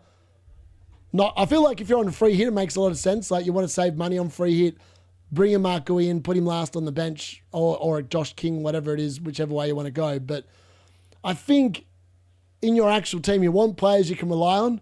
And we've already seen today, like, for example, if you went Ollie Watkins, Murillo, and Mo Salah, they're either on the bench or they're not playing at all. So I think there is some value to actually being able to rely on your bench. That's my opinion anyway. I've always liked having a good bench, and I think that I'm quite happy to, even if it means I've got like an expensive bench, I'd rather have an expensive bench than a bench I don't want ever to come on for any of my players. All right, Verts here. Oh, he found Gakpo. Gakpo can't sort his feet out, and the chance goes begging. I mean, if he'd actually been able to bring that under control, it was a great ball from Verts. It would have been a really good chance. And Canade looks like he's given away the foul here. Is that all? It's a great ball in from Verts. He finds Gakpo beautifully, whose first touch is actually not the worst, but unfortunately it allows the defender there, Tobito, to get his foot in and win the ball there for West Ham. Just not coming off. It's just not coming off for Liverpool at all. Again, we didn't qualify. No, yeah, he's not going. Hello, Chili. Good morning, or good evening in my case. I'll probably transfer Mateta out, but yeah, exactly. Yep.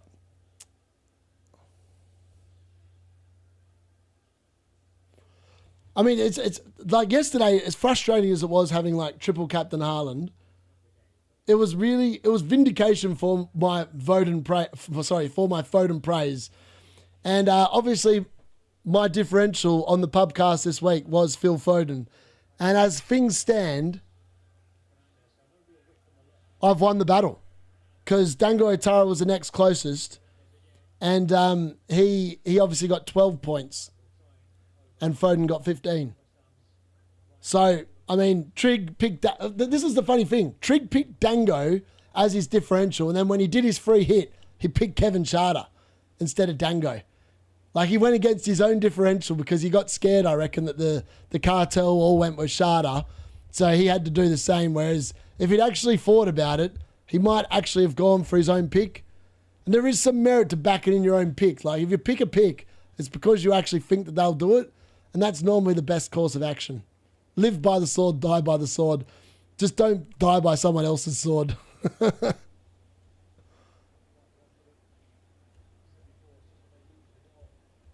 right, 33 minutes in, and there's no goals across the 3 games. They are all 0-all. Surely that means we're set for a big second half. All right, Cody Gakpo again driving at the West Ham defence. Again, running into not much. Verts again putting it out wide to the right. Gomez with the ball in, headed out.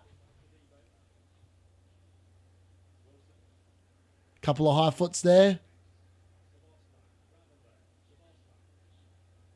Liverpool definitely look like they're in a better flow of the game as at the moment. They are definitely, I say that, and then they've Gravenberch has just put it out for a goal kick, so maybe I spoke too soon.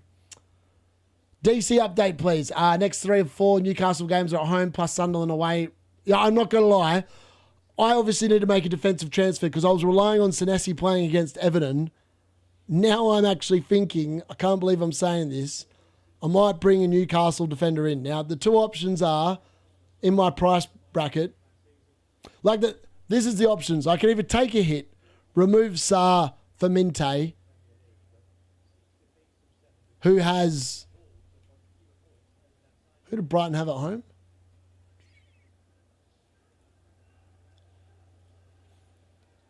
So they have West Ham at home in 15, but they have Villa at home in 14, which I don't know.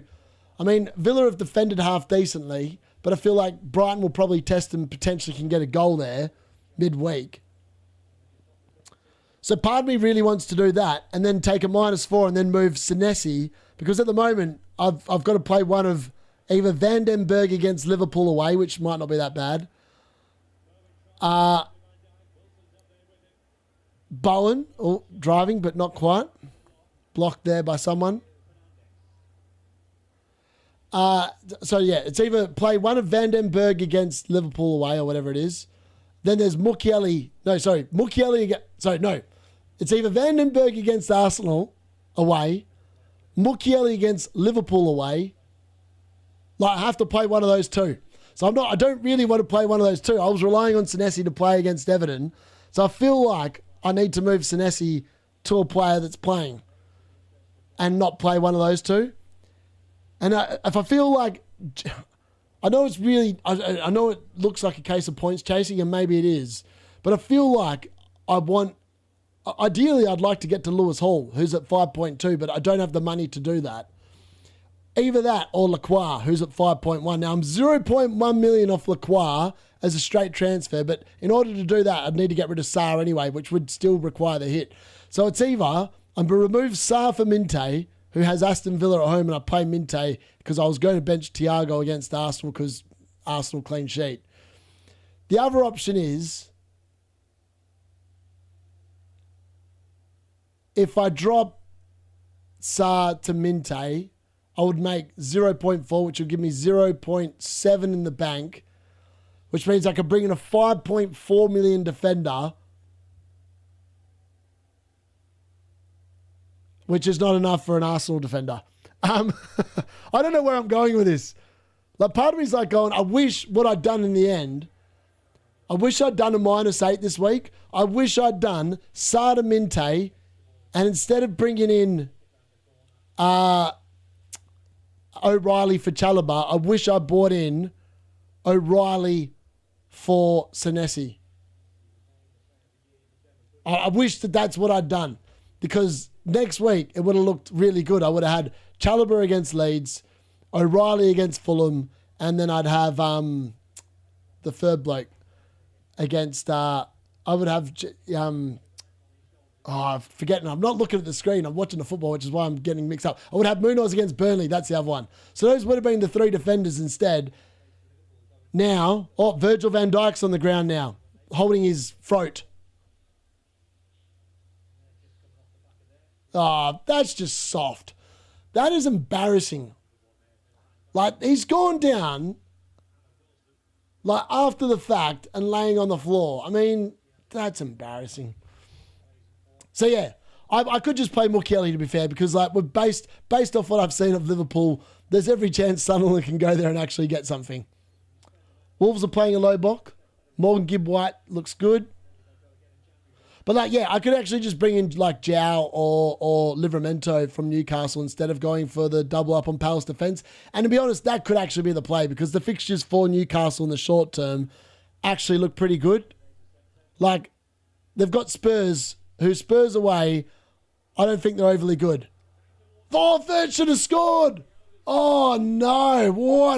What a chance.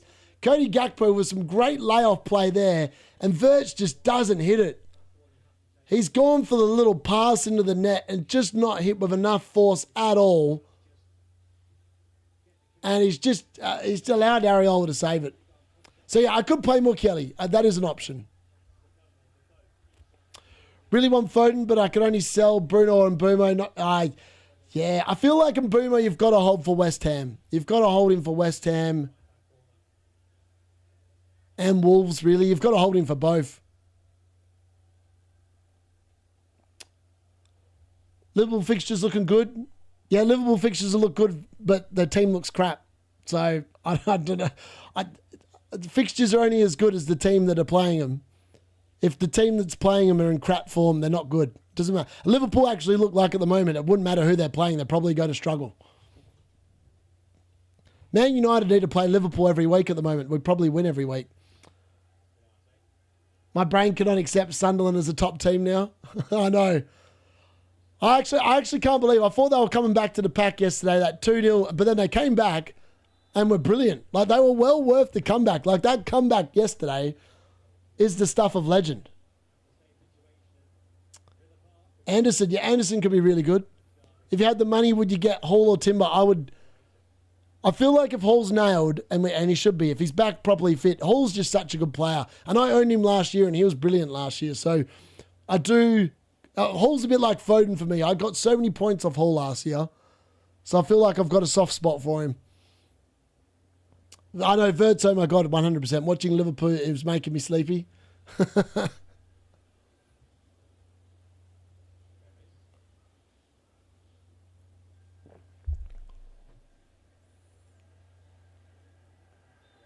Canade, man. He's so... What's he doing? What a stupid foul to give away. I mean, the game's kind of fizzled out. The last 10 or so minutes, other than that Vert's almost chance, well, we should have done more of it, let's be fair.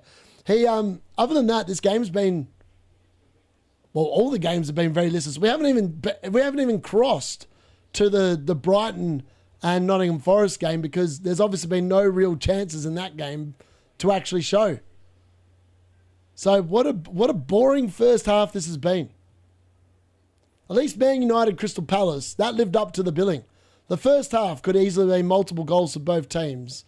And then Man United with a comeback in the second half, that was a very nice start to the day.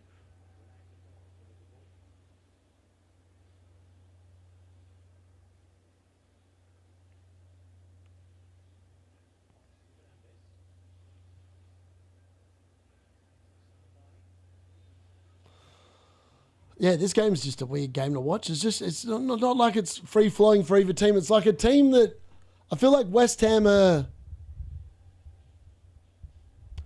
playing to kind of suffocate Liverpool, and Liverpool just look like a team that's not won many games of football of late. Verts has definitely been their best player. Szoboszlai, great ball in, great palm there from Areola to probably divert that away, I think, from Isaac's path. Szoboszlai on the edge of the box, out to Joe Gomez. Joe Gomez with the ball in, and Areola comes and punches it. I think Areola's going to be on track for about 3 bonus points at the moment. And it is now offside. Bro, why are there no goals? I know. AFCON is about to change the game. Some teams... I agree, 100%. A lot of teams will be affected. It will be interesting to see what Amarin does. Like, when he loses Ahmad and Mbumo, does he finally move Bruno out of the midfield and put him further forward? Surely that is the moment. I mean, realistically, if I had to take a guess, I reckon he's probably going to put Mainu in the 10 and Bruno will still be in the midfield. I don't know why he keeps persisting with it. I mean, he got kind of lucky today that Palace are literally a 45-minute team in the Premier League at the moment while they're in Europe. Because I feel like if that had been any other team, they would have punished United today. But they were definitely aided by that.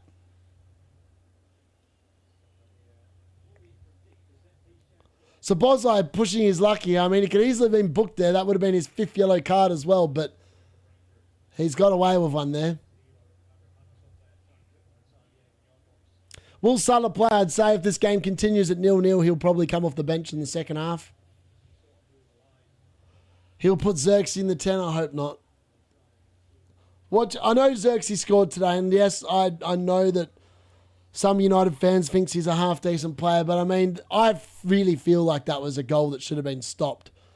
feel like Dean Henderson didn't do himself he didn't cover himself in glory for that goal. That's my feeling.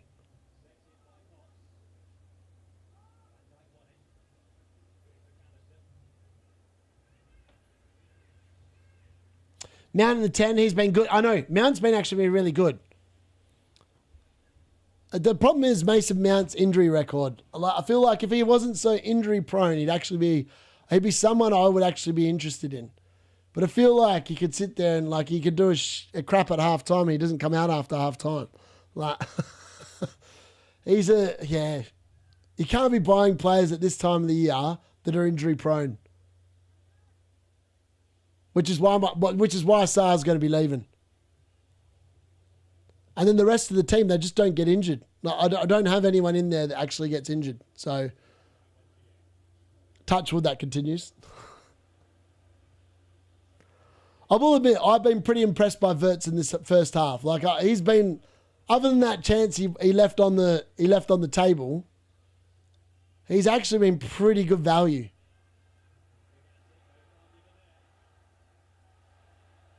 All right, we're into the last minute of the half here. 1 minute of injury time to be played. I still can't believe we've had no goals. No goals across 3 games. And yesterday, at halftime, we had about 10 goals across 3 games. Or 8 goals or whatever it was. The difference in a day. Saturday games delivering Sunday games, other than the one we've already had, proving to be complete and utter nothing games. Oh, that's a good ball. Can Juve get a good ball in here? And it's going to be a corner. A late corner here to win the half. And Juve's trying to rev up the crowd. This will be the last action of the first half here. And it will be a West Ham corner. Commentator said it. It would be a brilliant time to score. Callum Wilson, any chance? Any chance Callum Wilson goal? Potts over to take the corner here for West Ham, right on the stroke of half-time. If he doesn't take it quickly, he might actually not take it. What can they do? Potts with the ball in, back stick, and it's out for another corner, and that will be half-time. Shouldn't we hold Sarr for Burnley? I mean, I think he's going to be out. I would be shocked if Sarr's going to be fit. I mean, he went off in the first half with an ankle injury. He rolled his ankle pretty bad thanks to my boy, Delo. Bastard Delo. Nothing about it. Apparently there's a Brighton goal. What? There's actually been a Brighton goal. We've not had it cut there. The Kuiper goal. What? Let me check. Let me check what's going on here.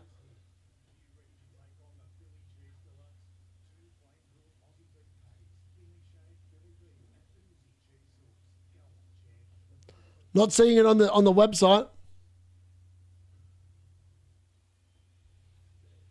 This is the annoying thing when there's a late goal and it's the feature match on a Sunday is at half time. You don't get the things. All right, apparently people are saying there has been a goal. I've not... If De Kuiper's scored, that's brilliant for De Kuiper owners. Who still owns him? No one. Apparently a Jorginho Ruta assist, apparently.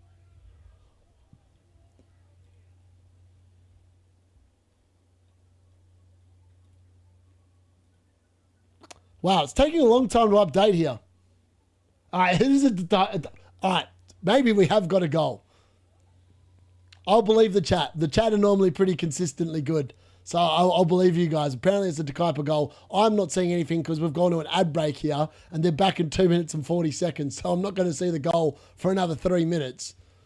And the website is taking ages to show that there's been a goal. All right, there it is. Yep, 1-0.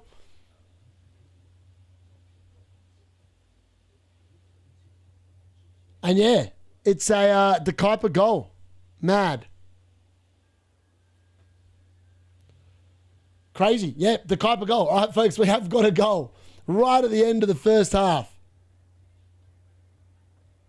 That's what happens. I hate the way they deliver the Sunday goal rush is so frustrating. I wish they did it like they did on Saturday, but there is a goal there for Brighton on the literally on the halftime buzzer. There we go. Well, that's interesting. I don't know if anyone really has any assets that are going to be really affected by that. But obviously, if you've got Welbeck or Minte, they are not involved in that goal by the looks of it. So that is a little bit annoying if you do own them, because you would expect Brighton, if they did score, potentially one of them to be involved based on the way that the games have gone so far this year for Brighton. But neither of them have been involved. And apparently it is a Jorginho Ruta assist. 13 game weeks too late. Exactly. It has been 13 game weeks too late in regards to that. Can't believe it. Well, we finally got a goal. It took a while to come, but yeah, 1-0 to Brighton at halftime. The other games, 0-0, Aston Villa versus Wolves after a goal was ruled out after Arias was in an offside position, preventing Strand Larsen, giving the Wolves the lead there. And in West Ham versus Liverpool, that game has been devoid of much quality, to be honest. And that game is also at the break, 0-0. Right, let's update these scores.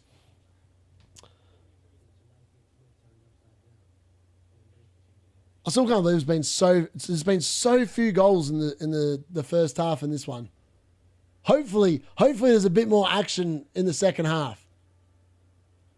We can only hope that there's a bit more action in the second half. There may not be, but there we go. Updated score, Brighton are 1-0 up at the break. Welbeck was a lot deeper in the first half. Hopefully he gets more attacking in the second. I mean, the good news is Nottingham Forest will have to come out of their shells in order to try and get an equaliser. So that should aid the likes of Minte and Welbeck in the second half as they go for that equaliser, you would think. Oh, you got to love Bruno. Especially if you... Bruno's one of them players that to get the maximum value out of him, you've just got to hold him. He will frustrate. He will definitely frustrate. I was very frustrated on Monday night during the watch-along watching Bruno. He ended up on 11 DC again today. It could easily have been like an extra 2 points there, but he finished on 11, which kind of sums up how good it's been going as Bruno owners. But he gets 2 assists today. He gets 2 bonus points. I mean, you can't really be too mad about it. And maybe they'll adjust the bonus points later and he'll actually get all 3, but we'll just have to wait and see. It's very close between Zirkzee and Bruno. At the moment, Zirkzee's on 37, Bruno's on 36, because it could easily change between now and the end of the game. And the end of the football tonight. Barnes sucked, he did, unfortunately. And considering Newcastle scored 4 goals and Barnes wasn't involved in any of them, that felt pretty bad. Thoughts on Sarr and Senesi to Anderson and Timber for a -4? Don't mind it at all. That's actually an option. I didn't think of that. That might actually be better than bringing in the Minte. That could actually be a pretty decent set of moves. Yeah, Bruno Fernandes. That's the thing. Bruno's like one of them players. You've got to invest, and you've just got to hold him because like he will. Like, what's he on now? He must be... Let me have a look at the midfielders. How many points is he on now? So he's slowly moving up the charts. He's on 60 points for the season now, which is equal 1, 2, 3, 4, 5, 6, 7. So he's the 7th highest scoring midfielder before Neto and Caicedo play. So he'll be like... He'll be the 9th. He'll be the 9th top scoring midfielder in the game. If he had scored both penalties, he'd actually be the top scoring midfielder in the game. He'd be in front of Semenyo. Like when he missed those 2 penalties, that would have probably given him an extra 20 points, those 2 penalties, because obviously he lost points for missing them both, and he lost the bonus points for missing both of them. He'd actually be close to like 80 points if he'd scored both of them, which actually puts him above Semenyo, who's on 76 and leading the midfielders. So he's a great pick. Unfortunately, he is one of those blokes you've just got to persist with. Because he will frustrate and he'll do weeks where you're like, oh man, the dude is just dodging points so much.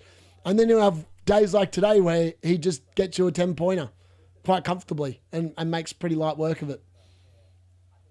Brighton had a couple of good chances. Morgan Gibbs White also surprised they didn't show anything. Fair. Wolves should have scored. Martinez made a class save. I know, always 11 DC would have got the 3rd bonus. I know. Maybe they'll change it. Maybe Opta will go back and adjust it, hopefully. I cannot believe Bruno's ownership is that low. A differential in that. Yeah, I agree. The thing is that people just get frustrated. They are, like, he's just been an annoying... I think if he hadn't missed those 2 penalties, his ownership would be so much higher. But because he missed those 2 penalties, it scared a lot of people off. Mbeumo is lucky he leaves for AFCON because he's doing nothing at all. Exactly. He's an easy transfer out. When he leaves... Not going to lie, I enjoyed the points from game week 6 for 4 weeks, and the last 2 weeks have felt pretty meh. 62 more points than Mbeumo. Good to see you in the chat, Shane. I mean, the Salah sheep are in the bin at the moment. They expect Bruno to be a Mo Salah or Saka in centre defensive midfield. I mean, he's doing more than Salah. Salah's not even on the first page of midfielders. Where is he? How many points has he even got this year? Salah's on 56 points for the year, and at the start of the year, I said he would get nowhere near 200. And he's about to go away to AFCON. I actually might have just called that right at the beginning of the year. I said Salah is a complete avoid at that price. I reckon he's finished, and not going to lie, 13 game weeks in, he might actually be finished. And he's down to 14.1 million now as well. Crazy. D-Unit, you think putting Rice on the bench is going to cost... Oh, 100%, mate. 100%. It's definitely going to cost me. And I knew the risk. I knew the risk when I did it. I knew that Rice probably has a floor today of 4 points. But, like, I had to back in the fact that Man United can't defend and Palace were at home. And I did think about benching Mbeumo, but I couldn't bring myself to do it because it's my own club and I've got them players because I believe they're going to do something. And I don't think I could ever have benched Sarr today anyway. Actually, the one I was probably closest to benching was Mateta, and Mateta got points. So, yeah, I mean, it's one of them things. Unfortunately, I mean, I do enjoy having a strong squad, and I know that I'm going to get bench points more often than not on the bench. But at least when I get blokes that don't show up, at least I'm going to sit there, and my first bench spot is always going to be really good. I'll be quite happy for them to come on. So that's the benefit of it. Oh, no. Oh, he's back, mate. He's back. 1, 2, 3, 4.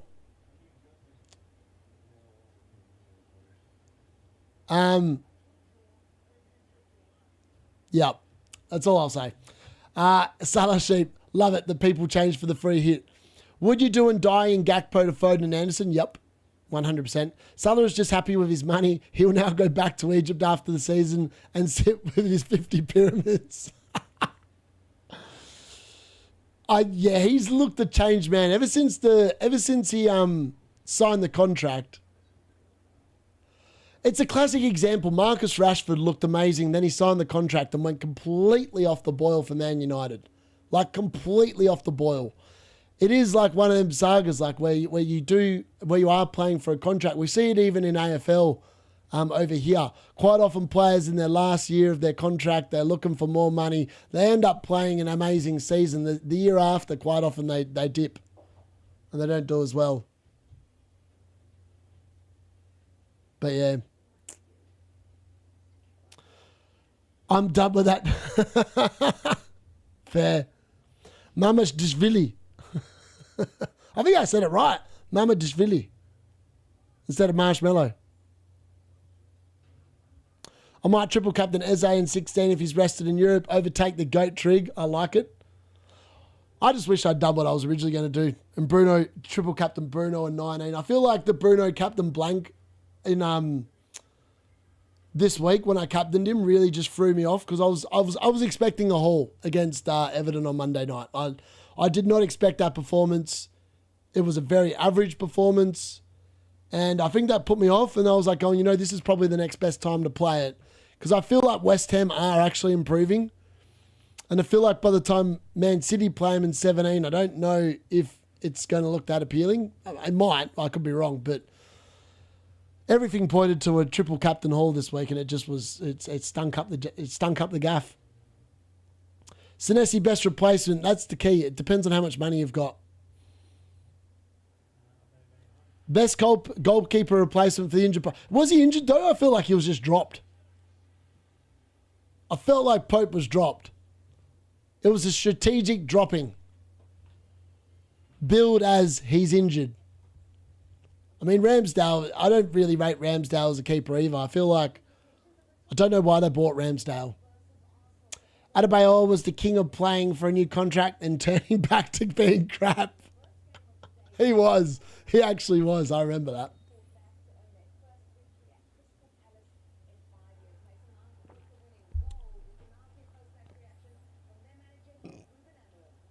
Oh, here we go. Listen to Ruben Amorim. What's he got to say?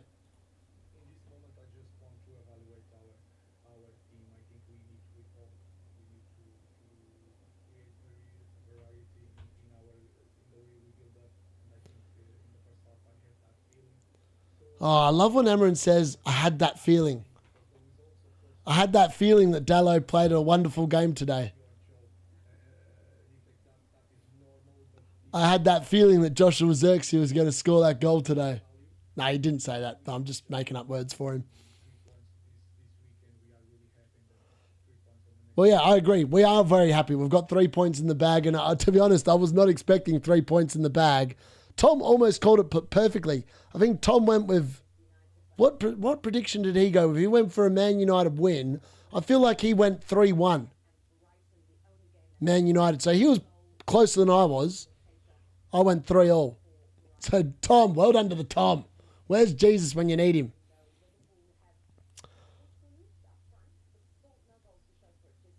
Oh, thank you very much, Murat. Legend of the chat. Oh my God, Gary's just been gifted a membership. That's hilarious. Gary is lurking in the chat still.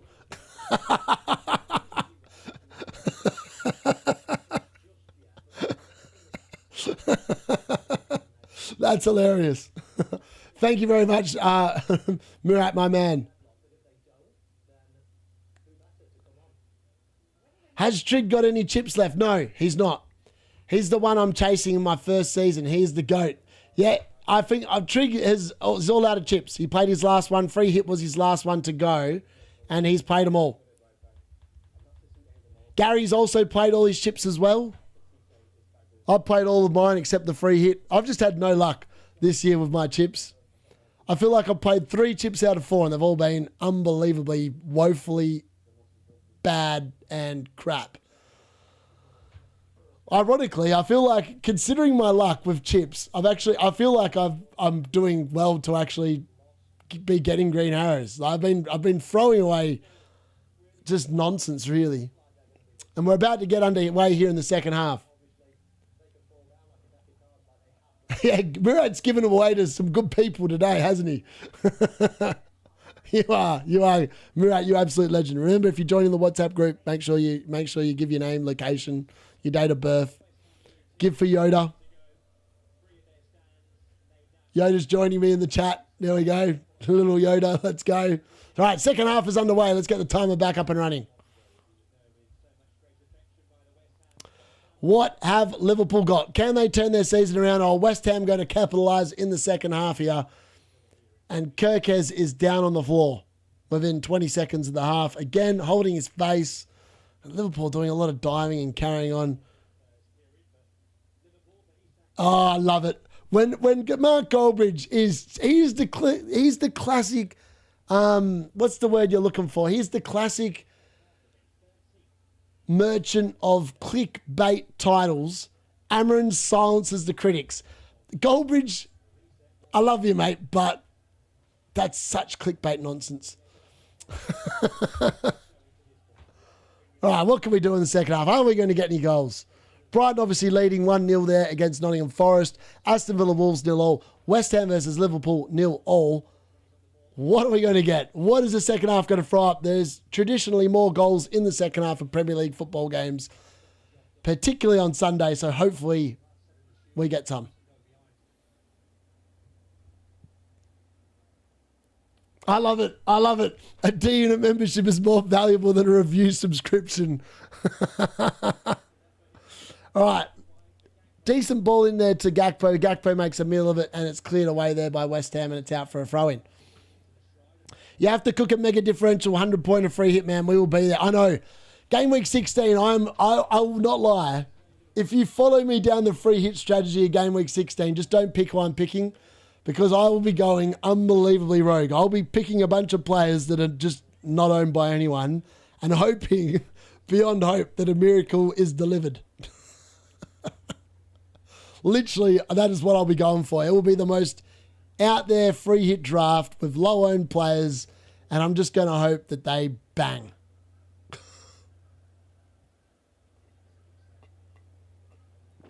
Obviously, I'll be picking players that I think will actually score points. just to put that in there. I'm not just picking players because I'm picking them, but because I think they'll bang. There are some nice fixtures as well that I have been looking at for that week too, so I feel like it could be a good week. Maybe that is the week where the Kevin Sharder pump might actually come in as well, whereas this week it didn't. So maybe the people that free hit this week missed the Kevin Sharder points. Maybe when I do it in game week 16 and I go with Kevin Sharder, he bangs. Touch wood. He does. I'm not Ruben Amarin, but I got a feeling my free hit 16 will bang. I like it. I like it. I like it. I like it. It's going to be interesting to see how long he leaves this second half. Like, how long does Slot leave it until he looks at bringing on the likes of Mo Salah? Surely it'll be the first sub he brings. It'll be interesting to see what kind of response we get from Mo Salah when he does come on. That will be the real. That'll be the real interesting spot. Don't you dare because look, I'm not going to lie. When Arsenal play Wolves, I think potentially I might actually go triple Arsenal attack. Just to be a bit different, right? Because every man and his dog's probably going to be on double Arsenal defence. I'm going to bet on a Wolves goal and just hope that I pick 3 Arsenal attackers that just go big. I think that's the plan.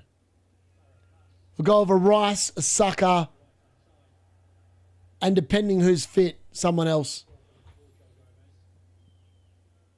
I think that's what I'm going to do.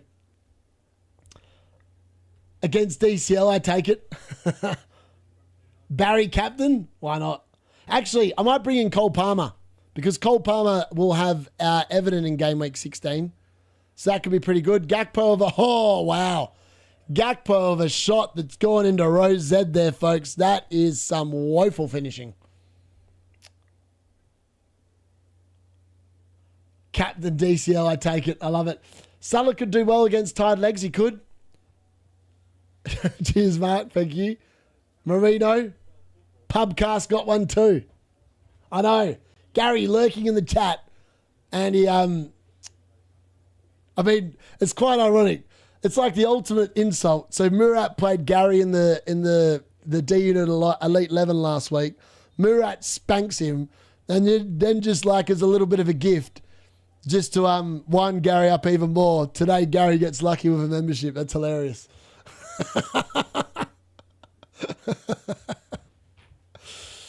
It's like, here you go, Gary. Here's your gift for losing, mate. Here's your gift for being a sheep.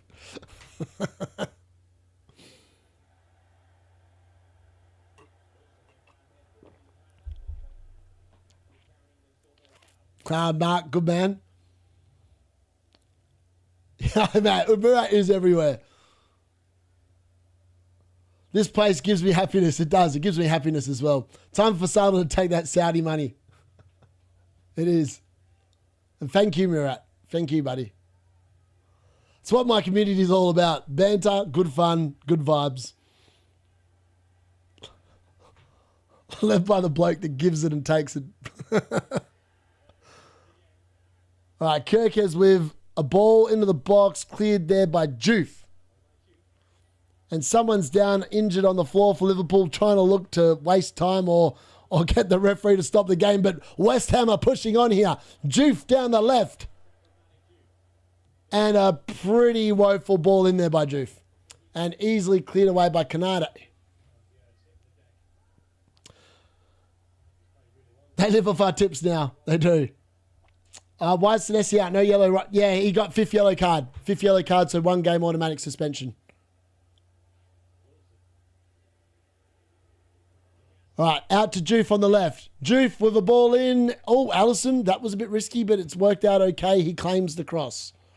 Dango and Thiago are carrying my free hit right now. I mean, I don't understand why so many people didn't go for Dango. Like, Dango is the one that against the weaker teams, I reckon, has the higher ceiling. And, I mean, he loves winning penalties. Like, how good is he at winning penalties? Like, he's now won 4 penalties this season, Dango Atara, in 13 games. And he's not even started all 13 games, and he's won 4 penalties. He's so good at getting into the position to win them and just baiting the foul out. It's actually really incredible how well he does it. All right, Jared Bowen on the right here, pushing forward for West Ham now. And he's lost the ball. But one back there by Fernandes. Joof again on the left. Can he put a better delivery in this time? No, he cannot. It's an interesting game, this. It's delicately poised. Delicately poised. Jared Bowen. Paquetá to no one. I chose Doc over Foden. No. Oh. I was thinking, I've never had any doubt. All right, we're off to Aston Villa versus Wolves. Wolves. Wow. Wolves with a very good chance. Oh, how's Strand Larsen not scored? How has he not scored? It's gone all the way through to him. He's missed it. It's gone through his legs. All right, how's he missed this?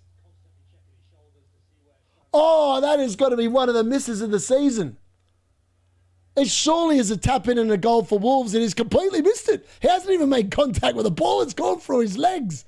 I don't know how he's done that. How's he missed? I actually don't understand how he's missed that. All right, Bowen has won a corner here for West Ham. Virgil van Dijk gets in the way of the cross, and it goes behind for a West Ham corner. West Ham have won a lot of corners in this game.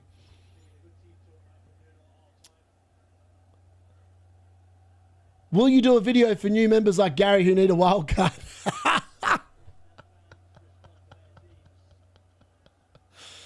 Gary's team always needs a wild card.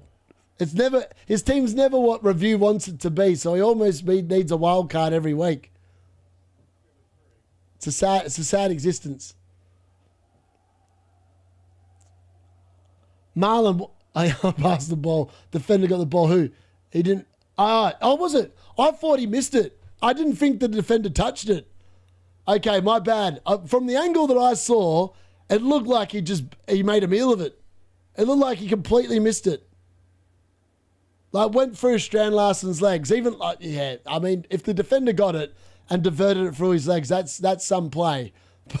But to the naked eye, when I watched it, I was like, how's he missed? How's he not made contact with the ball? But that would make a bit more sense if the defender did touch it, because it was a little bizarre how he missed it.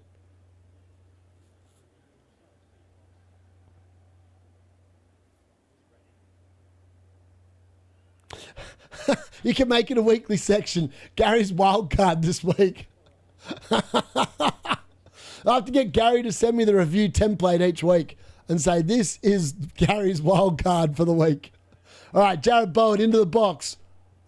And he wins another corner. I mean, Jared Bowen's seen a lot of the ball early in the second half here. And I mean, it's not a surprise. Liverpool throughout this season so far have been exceptionally weak down the left-hand side with Kirkes out there at left back. Can West Ham bear some fruit here in the second half? Can my boy Bowen do something? It's a ball in. Canade heads it out for another corner to West Ham. Far out. The corners are raining in here for West Ham. Can they actually put one in from a good delivery? That is the key question. My watch list player is on for Forest. Hutchinson, yeah, there we go. What a dead Sunday. These games have been rough watches for offence. It has been a rough watch. I've just been having to make stuff up as we go along. It's really funny because like someone, I think it was like someone asked me in the group, why don't any of the other FPL content creators do like live watch alongs? I was like, I reckon it's because of the fact they wouldn't be able to cope with games like this where nothing is happening. and be able to actually hold an audience. I reckon that's what it is. Well, at least that's what I like to hope it is anyway. I really, the longer this game has gone on, the West Ham have definitely grown into it in the second half. This is when Liverpool obviously get the sucker punch and get a goal. But at the moment, it is West Ham on the front foot. Wan-Bissaka, that's not going to get the job done. And Kanade's just kicked it out of bounds for a throw-in. There is some West Ham pressure here. It's a gentle pressure. I wouldn't say it's like they're banging the door down, but they're definitely enjoying a better moment than what they did to what they finished the first half. So can they push on here and expose a Liverpool team that are quite low on confidence? Martinez doesn't have a worldie? No way. It's because they have no charisma. Oh, thank you very much. Why did I buy Virgil? I mean, he's on track for a clean sheet. It's on track for a clean sheet at the moment. Oh, what was that? Okay. I mean, I got a bit excited then. Paquetá had like a decent, what looked like a decent looking shot, but it was miles wide. And he can hit them, but it was a bit too far off to the other side. They cannot go off script. Wow, this boring the life out of me. They all watch this live stream. It'd be quite funny if they actually did, to be honest. They'd be too scared to comment, I reckon.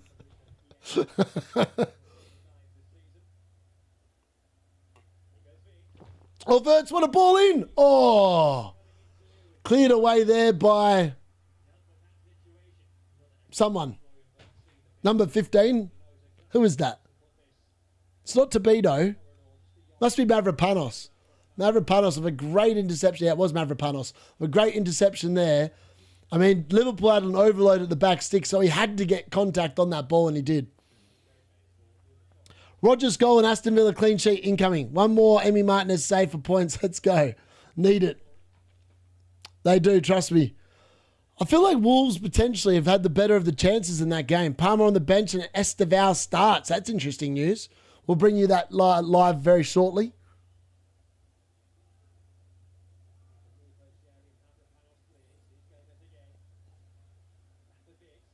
All right, Verts. Edge of the box. Plays in. That looked offside. Apparently it's not. Is it offside? Isaac scored. Isaac scored. It's a Gakpo assist. I thought that looked offside, but maybe, well, I'm sure VAR is going to check. But as things stand, Liverpool have actually taken the lead here. And it's Alexander Isak with his first Liverpool goal in the Premier League. He's obviously scored prior for Liverpool. It did look like it was offside, but I'm going to have a look back now. Let's have a look. It looked like Cody Gakpo was a little slow getting on. Oh, no, he's well on. It's definitely a goal. Isak scored. It's a Gakpo assist. It is 1-0. It's a definite 1-0. Liverpool have taken the lead. I actually thought he was offside. It looked offside, but he's definitely not offside. It's 1-0 Liverpool. Cody Gakpo owners probably pretty happy with the assist there. And it is 1-0 to the Liverpool. Finally got a goal in the second half. We've had to wait a long time. 15 minutes into the second half. We've finally got a goal, folks. This should liven up the action with a little bit of luck, which is what we want. I'm just waiting for that to download. We'll update that score very shortly. But unfortunately, if you own Areola, unlucky. He's been playing really well, but I mean, it was a very good finish from Isak. And where's Creed? Shout out to Creed who went for Isak early doors. 1-0 to Liverpool, and Isak's probably on track for 3 bonus. I would suggest. Isak scored. Wolves have looked a better team. No Saliba in squad for Arsenal. What? Who's in the back line then? It must be Calafiori, Timber. I'm assuming it's going to be Mosquera and Hincapi. I mean, that's not very good for Arsenal defence if both Saliba and Gabriel are out. Gianni Batiste says Isak on free hit. I mean, that's pretty funny. Batiste can't enter here. Gakpo, bless, Cardano. Scored. High couch. Isaac 9-pointer. Join the WhatsApp. Yeah, FYI, if you haven't already joined the WhatsApp group, I'll drop a link in now while I'm thinking about it.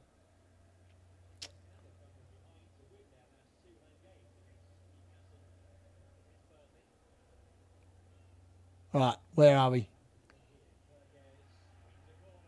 It's another Liverpool corner here now. So Liverpool are in the ascendancy.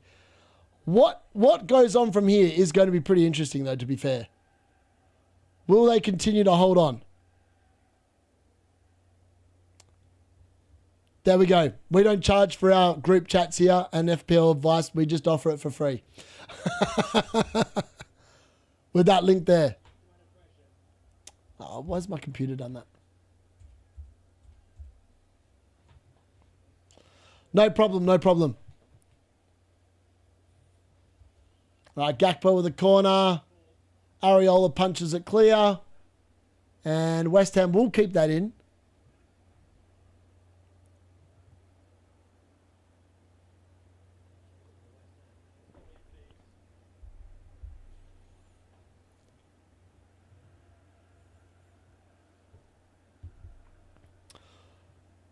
Fun guaranteed. All right, Chelsea versus Arsenal. It looks like the lineups have officially been in here. I'm going to bring them to you now.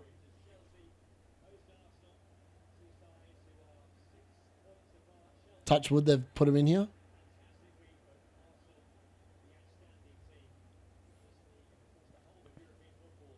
All right, so for Chelsea, it is Sanchez in goal, Cucurella, Chalobah, Fofana, and Gusto at right back. It's James and Caicedo in the centre of midfield again, and it's Pedro Neto, Estevao, Fernandes, and it's João Pedro leading the line. For Arsenal, it is Raya in goal, and it is Hincapié, Mosquera, Timber, and Calafiori in the back four. Rice, Zubamendi, and Eze. Saka on the right, Marino through the middle, and Gabriel Martinelli replaces the injured Trossard on the left. Chelsea on the bench, it's Jorgensen, Arachaboyo, Bashadili, Delap. Cole Palmer returns on the bench. Gittins, Santos, Achapong, and Garnacho. For Arsenal, it's Kepa, White, Odegaard, Jesus. Gyökeres returns to the bench here as well. Norgard, Madueke, Wanyeri, and Lewis Skelly. So Gyökeres is fit enough to return to the bench there. That's interesting news, especially for my FPL draft team, because I've got Gyökeres in that. So I'm hoping he gets back in. Morgan Gibbs White close apparently. Sign up for $6.99 a month. Code Darius for 10% off. Ah, hilarious, hilarious. Like it's really good to like. Obviously, we had Footium sponsor us a couple of weeks ago, and they're sponsoring us again this week. Like I love like the fact that people are wanting to sponsor me and that, but like it's because of the fact I don't sit there and edit my videos. Like if anyone's actually watched one of my videos, I don't do any editing at all. I literally one take the entire thing, and I've got no notes other than the fact that I've prepared whatever I've done before I obviously record the video, because I do not have enough time in the day to actually take multiple things. So when I'm trying to put in like the other stuff, it's actually super hard for me to do because it's very fiddly. Like when you're doing a one take, you've literally got to sit there and hit the right buttons at the right time. And yeah, it's much harder to do than if you just like got 10 hours a day where you can sit there and edit your stuff. Yeah, I feel like it's going to be a hard clean sheet for Arsenal with that back line. Rice bracing coming, it could be. Free hit was actually going to get Saliba in for Senesi. Mad. Another hat-trick, Eze. Could be. Midweek games every week now. I know it's mad. Direct entry while streamer's on. Yes, exactly. Simon's in the chat. I actually need to quickly adjust.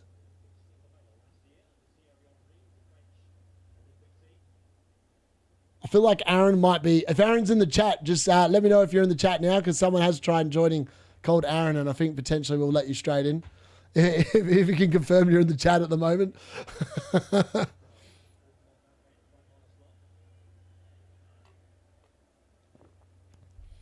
FYI, if you're joining, you get a message from me. Send me a funny response.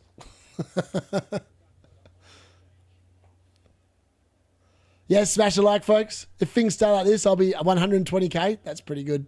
I'll take 120k. All right, Isaac looks like he's about to go off. I'm surprised they're taking Isaac off. He's just scored. I mean, obviously minutes are going to be a problem because obviously he's not probably match fit. But he is coming off. Isaac is coming off. 60 minutes gone. He's got his goal. And Hugo Hekatike is coming on. West Ham are also making a change. They are... I don't know who they're bringing off. They are bringing off some bloke I don't understand how to say his name, and bringing on some bloke that I don't know how to say his name. So they've swapped one name that I can't pronounce to another name I can't pronounce. There you go. That's all you need to know about West Ham. I think they've made the change in the center of the field. If that's of any help to anyone in the chat. Yo, Van Dijk, 2 bonus points. I just need a West Ham goal now, really. Murat out of here giving out membership while watching the stream of ads. YouTube Premium, pick up the Murat. Villa goal. All right, who scored for Villa? That's the question. Is it a Marlon goal? Kamara goal. Luka Dean assist? I don't know. Who's got the assist on that? Apparently we've got a goal. I'm waiting to see it. The goal rush is slow and getting on here. goal. That's calm for FPL. All right, we are waiting to see that. Apparently there has been another goal. All right, here we go. We're off to the... It's Aston Villa. On the right, it is McGinn. I believe that's McGinn. McGinn pulls it back to the edge of the box. Kamara with a worldie. What a goal. Top right-hand corner. McGinn assist. Kamara with an absolute worldie. I mean, I feel like Wolves can consider themselves a little bit hard done by from what I've seen of this game, but it is 1-0 to Aston Villa. And that is some hit from Kamara on the edge of the box. That is a way to get a goal. We've had a goal now in every single game. Will we get more? It's been a bit of a slow burn, this one, but we now are up to a few goals. Not many, but we've had a few. Let's update that score.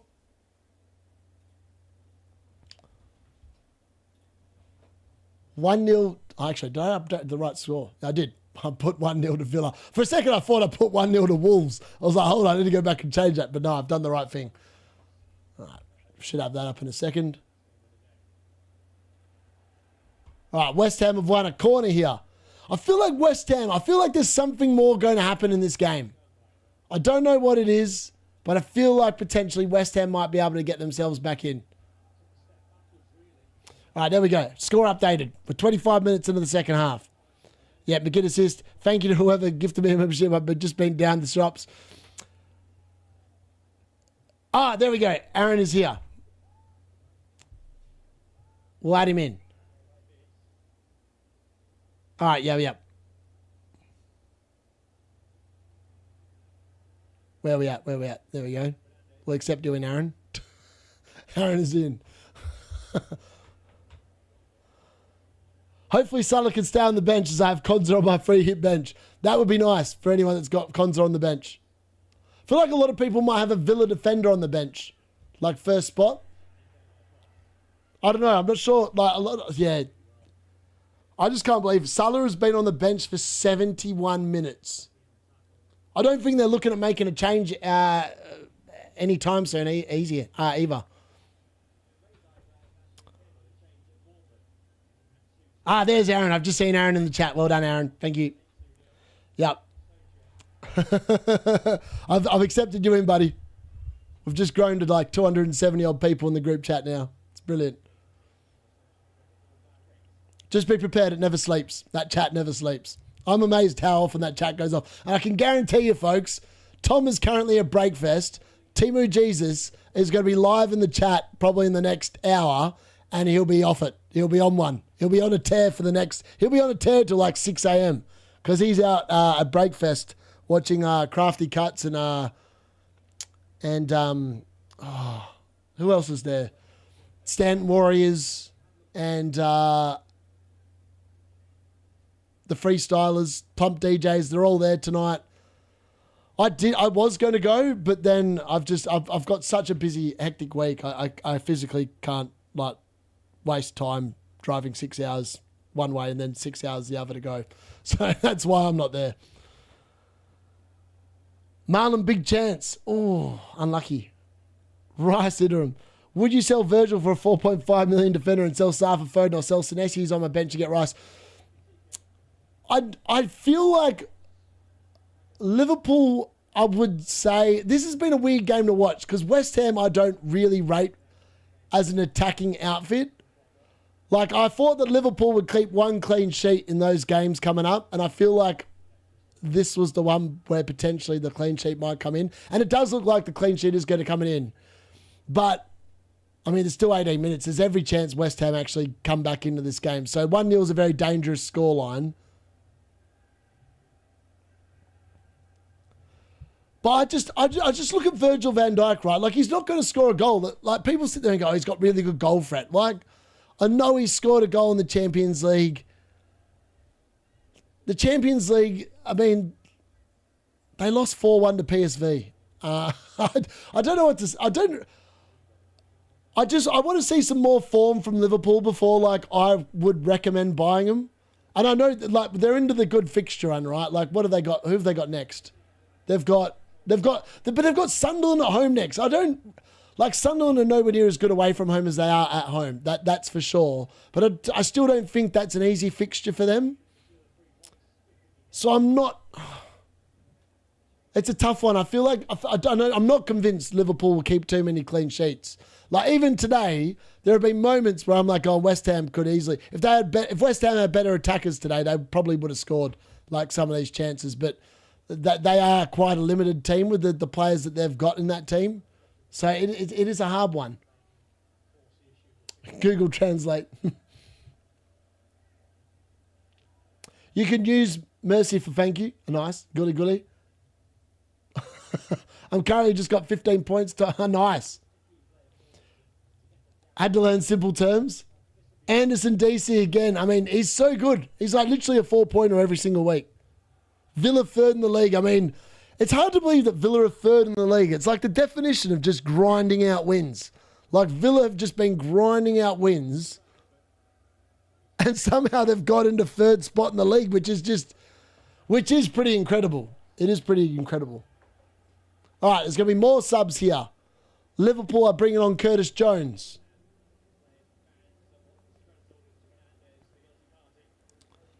They're bringing on Curtis Jones for, looks like Florian Wirtz.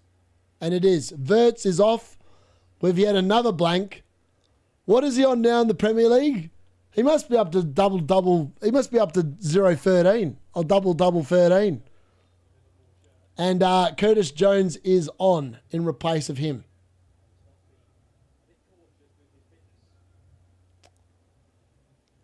Is Mo Salah going to be brought on? I mean, it'll be interesting to see what happens. Like, you would think, like, he's been on the, like, if he was going to be benched, you would have expected him to come on, right? Like, the game is not won. The game is definitely not won. It's 1-0. Maybe Slot's playing to, like, just play defensively sound the last, like, 15 minutes or whatever. But it is surprising that he's still on the bench. Oh, and a good chance there. Hugo Ekitike with a nice shot, but it goes wide of the far post.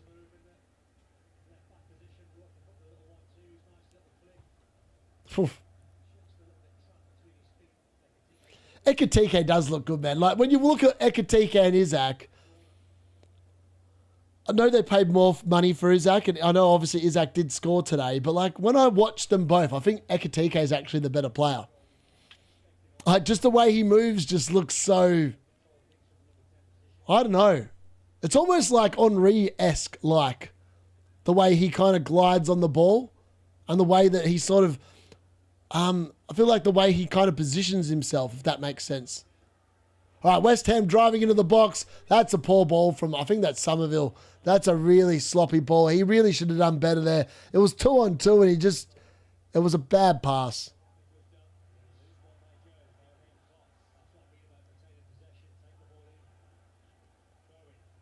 What can Bowen muster against Kirkes? Not much. Plays it back to Wan-Bissaka.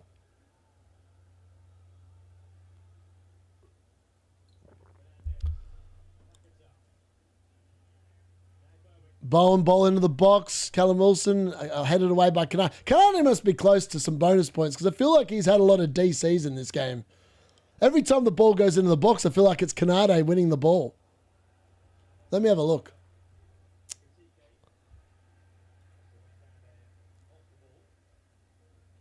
All right, where are we at? So, West Ham versus Liverpool. It is Isaac on 3 bonus. Virgil's on 2 and Canate and Gomez are sharing 1. It's Canate on 9 DC. I dare say that's going to be his 10th one then. How is Canate not on 2 bonus and Virgil is? And yet, Canate's had almost double the DCs as Virgil van Dijk. That doesn't make a lot of sense. Like, are they giving bonus points for aura? I don't know, but that doesn't make a lot of sense based off those stats. But yeah, Isaac with a 3 bonus at the moment. And Canate should get the DC, I think, here. Brighton versus Nottingham Forest. It's De Kuyper with 3, Verbruggen with 2, and Anderson and Dunk are sharing 1 along with Cagladu. Anderson on 14 DC, Sangar 15, Murado 10, Wafer on 19, Ayari on 11. Welbeck's on 7. And then Aston Villa versus Wolves. Kamara on 3, Dean and McGinn on 2, and Konza on 1. And then it's McGinn with 14, Tielemans with 11 DC, Andre with 14, Gomez with 10, Toddy with 9. There you go.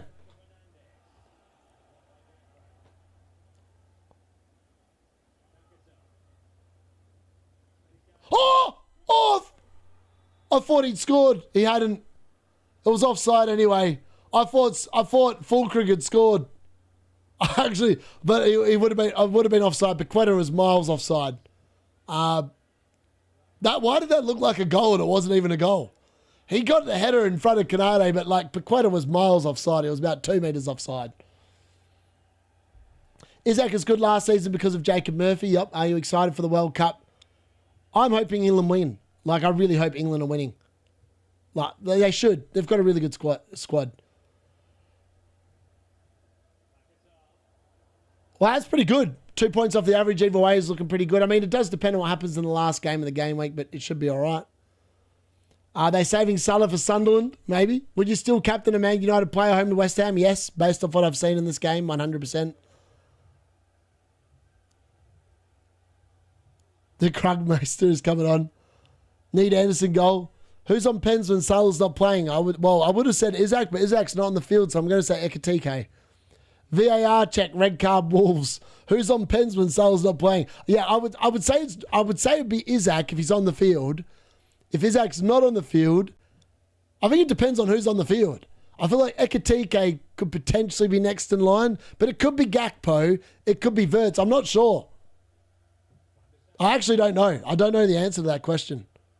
Like, Salah's always been on the field, so it's never been a who's going to take him. It's always going to be Salah. But he has been benched this year. So, I'm not sure. It's just pure speculation.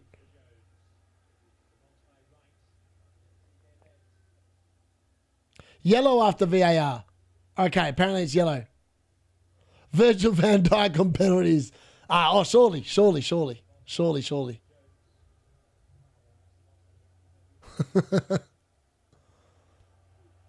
There we go. Mark Raving Mad. Thank you.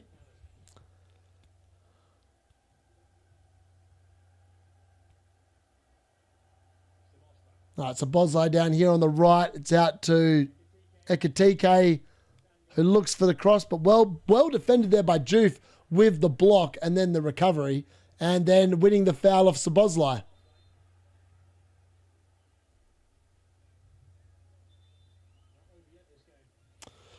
Last 10 minutes. Can West Ham conjure up a goal? Can they conjure up a goal? Can Callum Wilson deliver?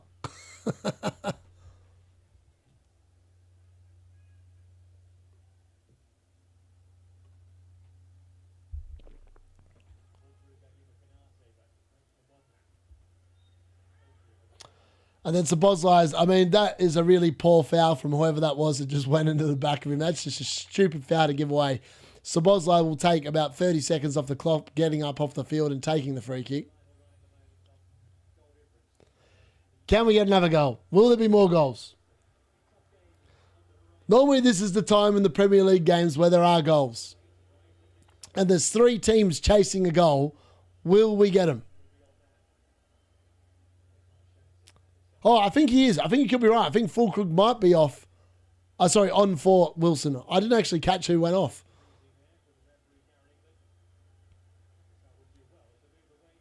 Paquetá is getting annoyed and he's talking himself into a booking, I reckon.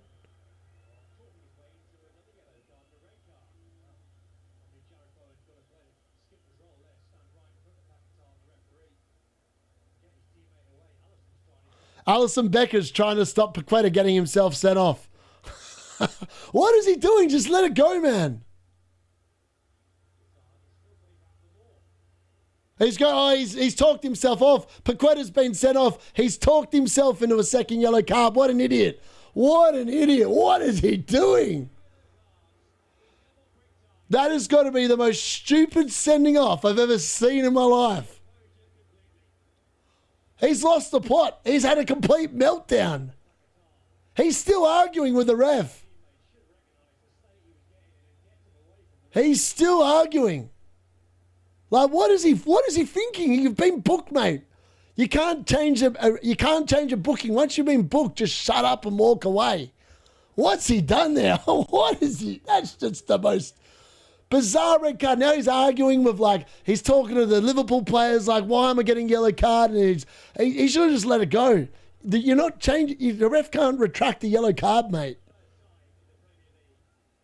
Now he's clapping the 4th official. Like, what is he doing? Get off. You're looking like an absolute mug. You're looking like an absolute mug. Sarg went off injured. Yes, Sarg went off injured in the first half with a 1-pointer. Now he's arguing with a 4th official. Someone just escort him down the tunnel. He's going to end up with a 5-game ban if he keeps on arguing. He's completely lost the plot. Completely lost the plot. FPL India's another suspension. Unlucky. I don't understand. He's still clapping. Oh, he's absolutely lost the plot.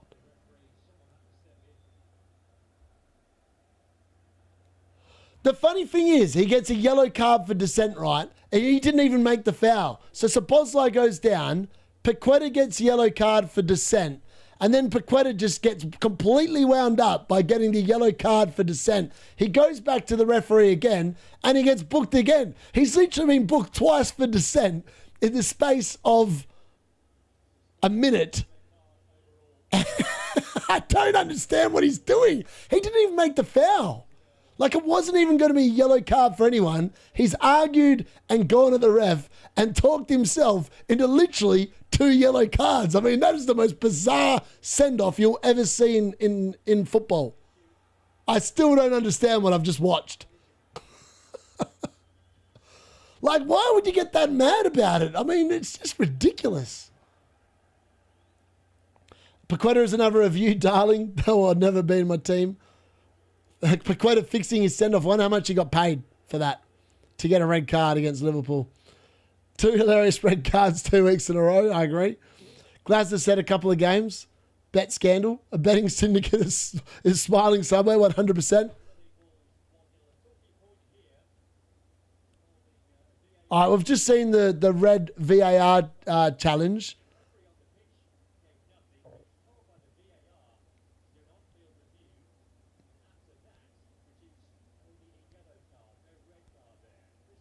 Wow. So the ref got taken to the monitor for that review and actually changed his mind from nothing to a yellow card. That's very unusual.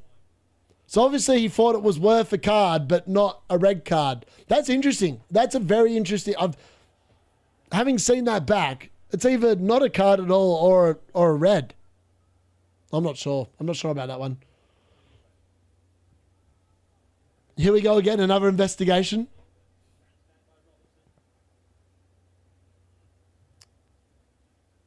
He's kind of, he's literally clapping to himself. That's all that money, boys. I paid off the betters.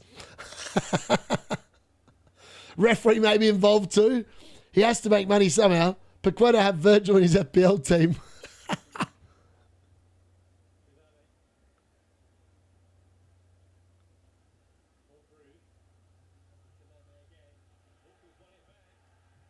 Oh, ball with a chance on the edge of the box and he's put it wide. That's probably going to be West Ham's best chance to get a point out of this game. Fulcrum actually does super well here. I don't know how he's won the ball. And it's come to Bowen who's hit it and it's just gone wide of the post. That was the moment for West Ham to steal a point really with 10 men. And it was not far away. That was the chance. See you, I need to leave. Sancho coming on.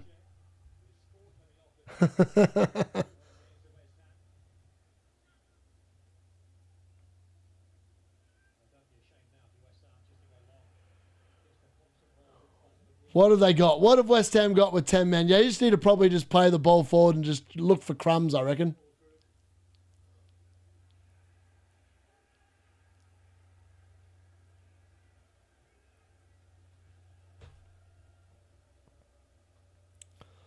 Three goals in 3 games. And 3 clean sheets, ironically as well. So Villa clean sheet looks like it's going to stick. Brighton are about to get a clean sheet again. I mean, Bart Simpson has kept, I think, 3 clean sheets in about 3 weeks. It's either 3 and 4 or 3 and 3 or something. But Bart Simpson getting the job done for Brighton owners. He's been better than Petrovic. Might have to bring Bart back in for the Petrovic. Maybe for the Pope. I can't go back to Bart Simpson and goal. That would just do my head in.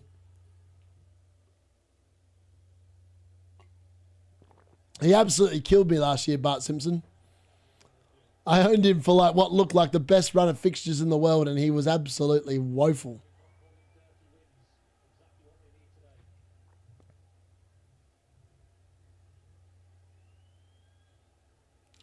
All right, we're into the 89th minute. It looks like Mo Salah is just going to blank. It looks like he's just not even going to come on the field.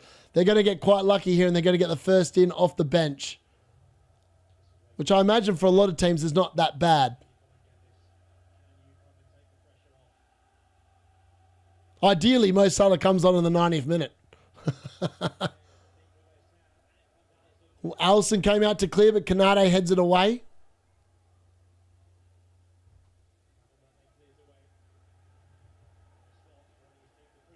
All right, Wan-Bissaka.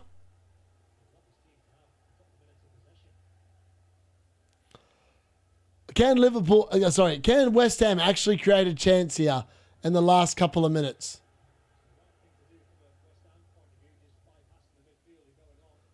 They probably just need to whack the ball in the box. There's 5 minutes of injury time here to be played. 10-man West Ham. Can they deliver a knockout? Can they deliver a goal? It's looking increasingly more unlikely than likely.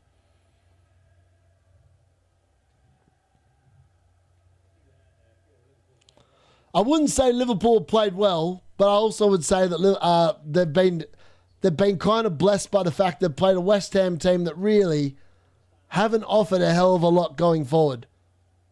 And I tell you what, a Man United captain on Thursday is looking pretty good. And Virgil van Dijk has cleared it away. He's arguing with his own players, what's going on, why have we got a bloke running through all these people. All right, we're off to Nottingham Forest versus Brighton. What's going on here? Sean Dyche putting his hand out. Oh, Brighton are in. It's 2-0. Brighton have scored. There is a late goal. 2-0 there for Brighton. It's a goal there. We have had a late goal. And it's for Brighton. Brighton 2-0 up against Nottingham Forest. I have no idea who scored that. No idea who got the assist. I've seen the goal, but I didn't recognise either of the players. I can tell you that it's not Welbeck, and it definitely wasn't Minte that were involved, because I know what they look like. Two players have got no idea who they are. All right, Ariola's come very far out here. What's he doing? Edge of the box. Cody Gakpo has scored. It's 2-0 Liverpool. 2 late goals. Cody Gakpo delivering for the free hitters very nicely there. He has got himself a goal and an assist, and probably the 3 bonus as well. A very late goal there for Cody Gakpo and Liverpool. It's 2-0. They are going to break this run of horrible results. And we've had multiple goals here in the last minute.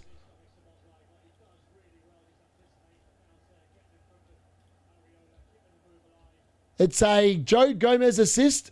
Or is he offside?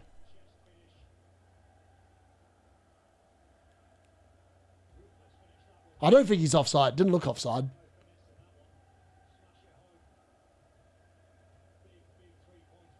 But yeah, 2-0. Cody Gakpo scored. I think Gary View went for Szoboszlai and Trig went for Gakpo. One of them's got done really well and the other one's not done well.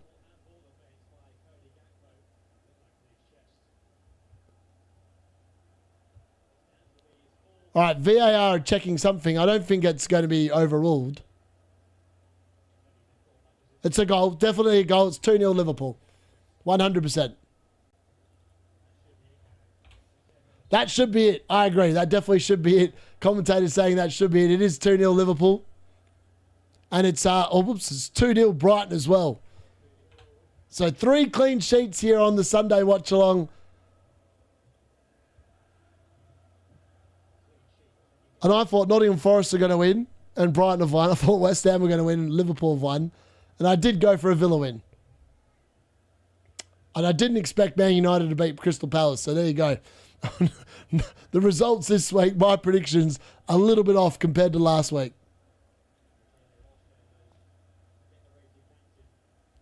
All right, there we go. Scores are updated. We're into the final couple minutes of injury time here, and this game is done. The London Stadium is emptying out. And I tell you what, we might be looking back at a Bruno Fernandes or an Mbumo captain on Thursday night, I reckon. The last game of game week 14, I reckon I might bet again on Man United over the over the Haaland versus Fulham. 9 minutes extra for Villa. Tomiskas for Brighton. Thank you very much. Shift pool failing to fail. +9 in the Villa game. Wow. No Salah, no problem. Would have had 18 points if my normal team got 58 on free hit. It's a win week for me. Nice. If this is the first time Salah didn't play at all. I know. It's hard to believe.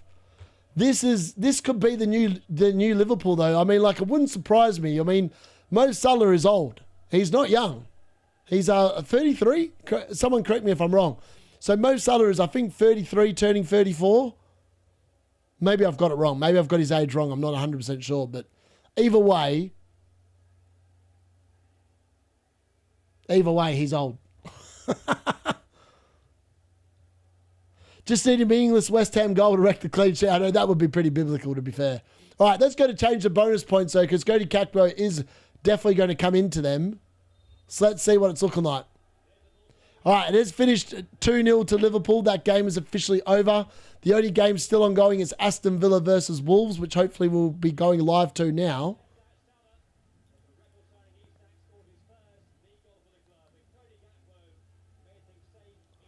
All right, so for Brighton, it is De Kuiper with 3 bonus points, Verbruggen with 2, and Kagler-Doo with 1. No, it's Anderson with 1.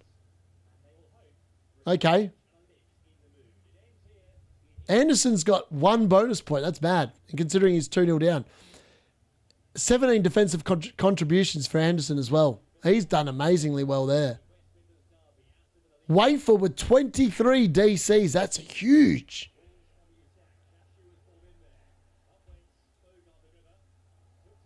Wolves pushing here. We've got 4 minutes left in that game. That game's still ongoing until Wolves' corner. So we've gone over. We're going to watch the last 5 minutes here. Gary View, he bottled it. He listened too much to Trig. Trig sold you down the Garden River. He wanted to get one over on you, Gary. Who's your first bench, Gary? Also, you got gifted a free membership by Murat, which is kind of funny. Wolves. Oh, it's a good shot. Martinez of another great save there. Martinez of a saving goal. That's very nice. I mean, Wolves, from every time I've watched this game, except that Villa goal, I feel like Wolves have been desperately unlucky not to get something out of this game.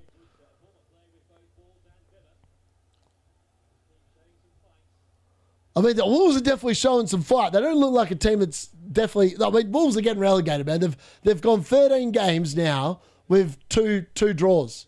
Like, they've got 2 points from 13 games. Oh, Senesi. So 2 points off the bench. Oh, that's all right, though. Yeah, some free hits have definitely cooked. If you had Dango Otara, you've been cooking.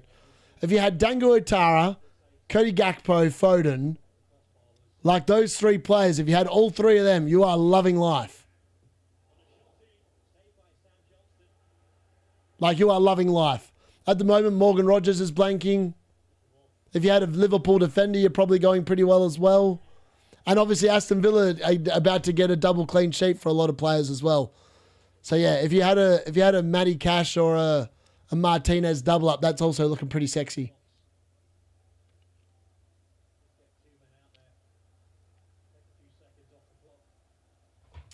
Yeah, it's pretty good. You can get that's the thing with free hit. If your free hit cooks, you can absolutely make up some bulk rank, which is very sexy.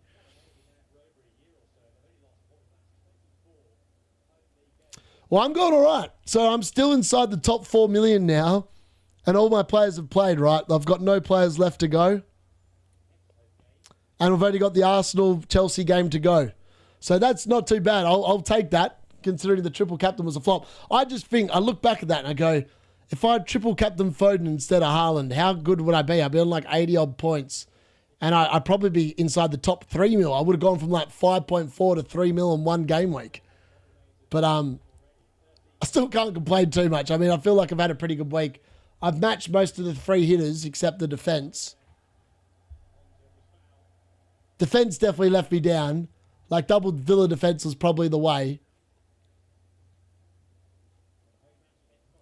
And I look back now, I'm like going up. Maybe I feel like the goal that Brentford conceded to Burnley was exceptionally unlucky. I mean, the dude had no idea that guy was running across him, and it wasn't like it was just one of them ones. You see them happen about like 5 times a season where they just the defender has no idea the forward's coming. He's just clipped him as he's gone to actually clear the ball, but because he's hit the man first before the ball, it's a penalty. And that was what it was. Like, Burnley created nothing in that game outside of just really getting lucky, to be honest. And that was a little frustrating, but it is what it is. Because Vandenberg was actually on for like 2 bonus points in that game as well at one point before that penalty. I had Dango and Thiago, but no Foden. I only had Dango, but on Red Arrow. These 3 games have hurt. What if you've got Buddy Buendia? 54 Buddy mid-sub. I actually despise Verbruggen, bro. Returns on my bench 3 weeks in a row now. I don't understand how Martinez isn't in bonus points of 4. I don't know. Very good question. Considering it's only 1-0, you would think it is. Why the hell have I started Petrovic? I know I didn't start Petrovic. I started Pope, but Pope just decided to get dropped and be crap. All right, we must be into the last minute here. We are. We're into the 10th minute of injury time. Wolves are punting the ball into the box. It's headed away. It's to some bloke with blonde bleached hair. To another bloke with blonde bleached hair. With a crap ball into the box, and that's got to be full time, and it has finished. 1-0 Aston Villa to Wolves. The clean sheet sticks, and Kamara with that wonder strike wins it for Aston Villa. And Emi Martinez with probably the man of the match performance getting stitched up. Who is getting the bonus in this game? Let me have a look. Kamara getting 3, McGinn 2, and Konza is getting 1. I mean, Martinez isn't anywhere near it. Surely that's got to be changed. He's made a few saves now. Let's have a look.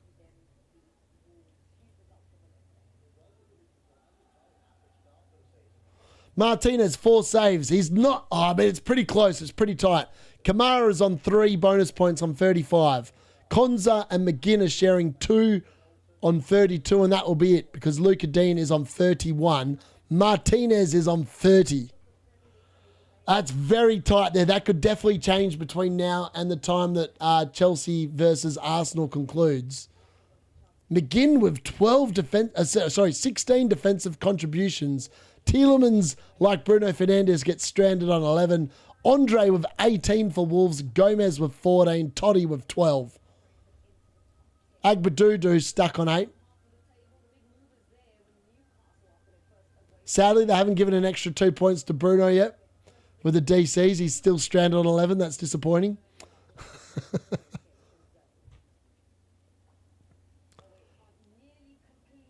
Then Brighton versus Nottingham Forest. It was Wafer on 25 defensive contributions. Ayari and Gomez on 11 each. Anderson on 18. Sengar on 15. Murata on 13. And then no one else got him. The bonus points in that game, Anderson has got no bonus. No, he has still got bonus. De Kuyper with 3. Anderson has now got 2 bonus points despite losing 2-0. That's weird. Cagladu is on 1. Bart Simpson is just shy of getting 1. He's on 33. Cagladu is on 34. Anderson's on 36. And then for Liverpool versus West Ham, it's Kanate with 13 defensive contributions, getting the 2 DC points there. Mavropanos also just about got it with 10. The bonus points is no more any for Virgil. He's just on a flat 6 now. It's Cody Gakpo with 3. Gomez on 2 with the assist. And Isaac is on only 1 point now on the bonus point system. So there we go.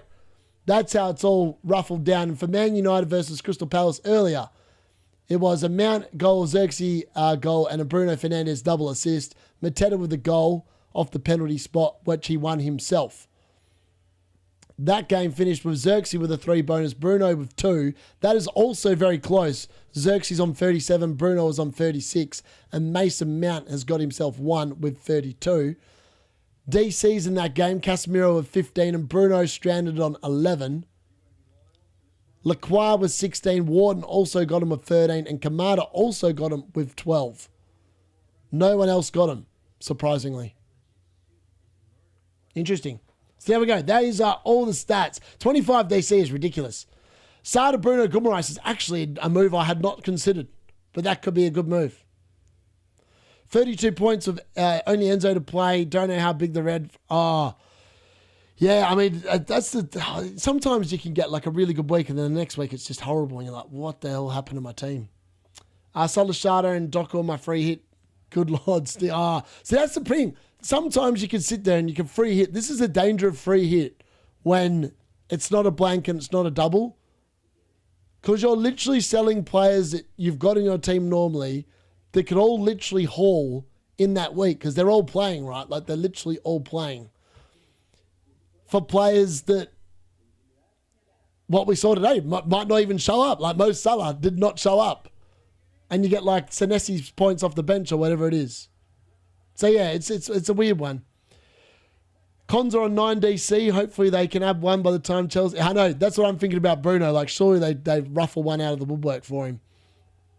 That's really unfortunate that Saliba got a knock in training. I was going to bring him in for this week. I know, that's mad. Absolutely mad.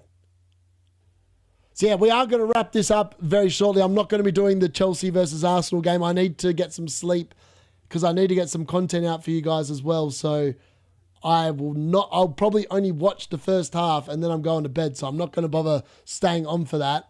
Hopefully you've enjoyed that. Hopefully you've all got a lot of points. Obviously I got the Bruno haul and the Mateta 6 points. Sarr obviously getting injured is not ideal, and Mbumo getting booked not ideal, and Munoz not doing anything not ideal.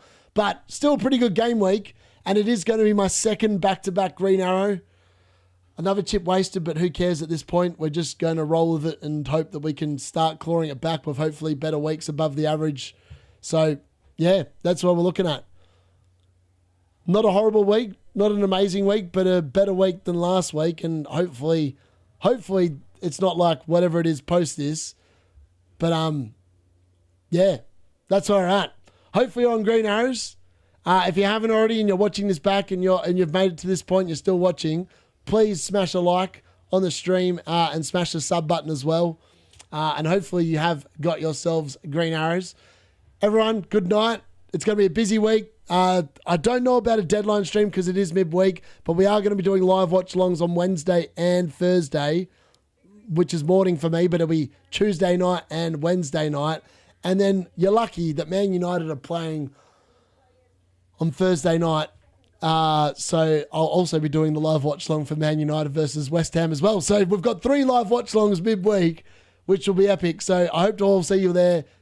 Anyways, I'll see you all very shortly. Thank you very much for joining. As usual, you guys have been amazing. And shout out to Murat, who obviously gifted 5 memberships, absolute legend, and Sean, who obviously donated as well to the D-Unit cause. Thank you guys very much. If you haven't already, smash a like, join the WhatsApp group, and I'll see you all very shortly.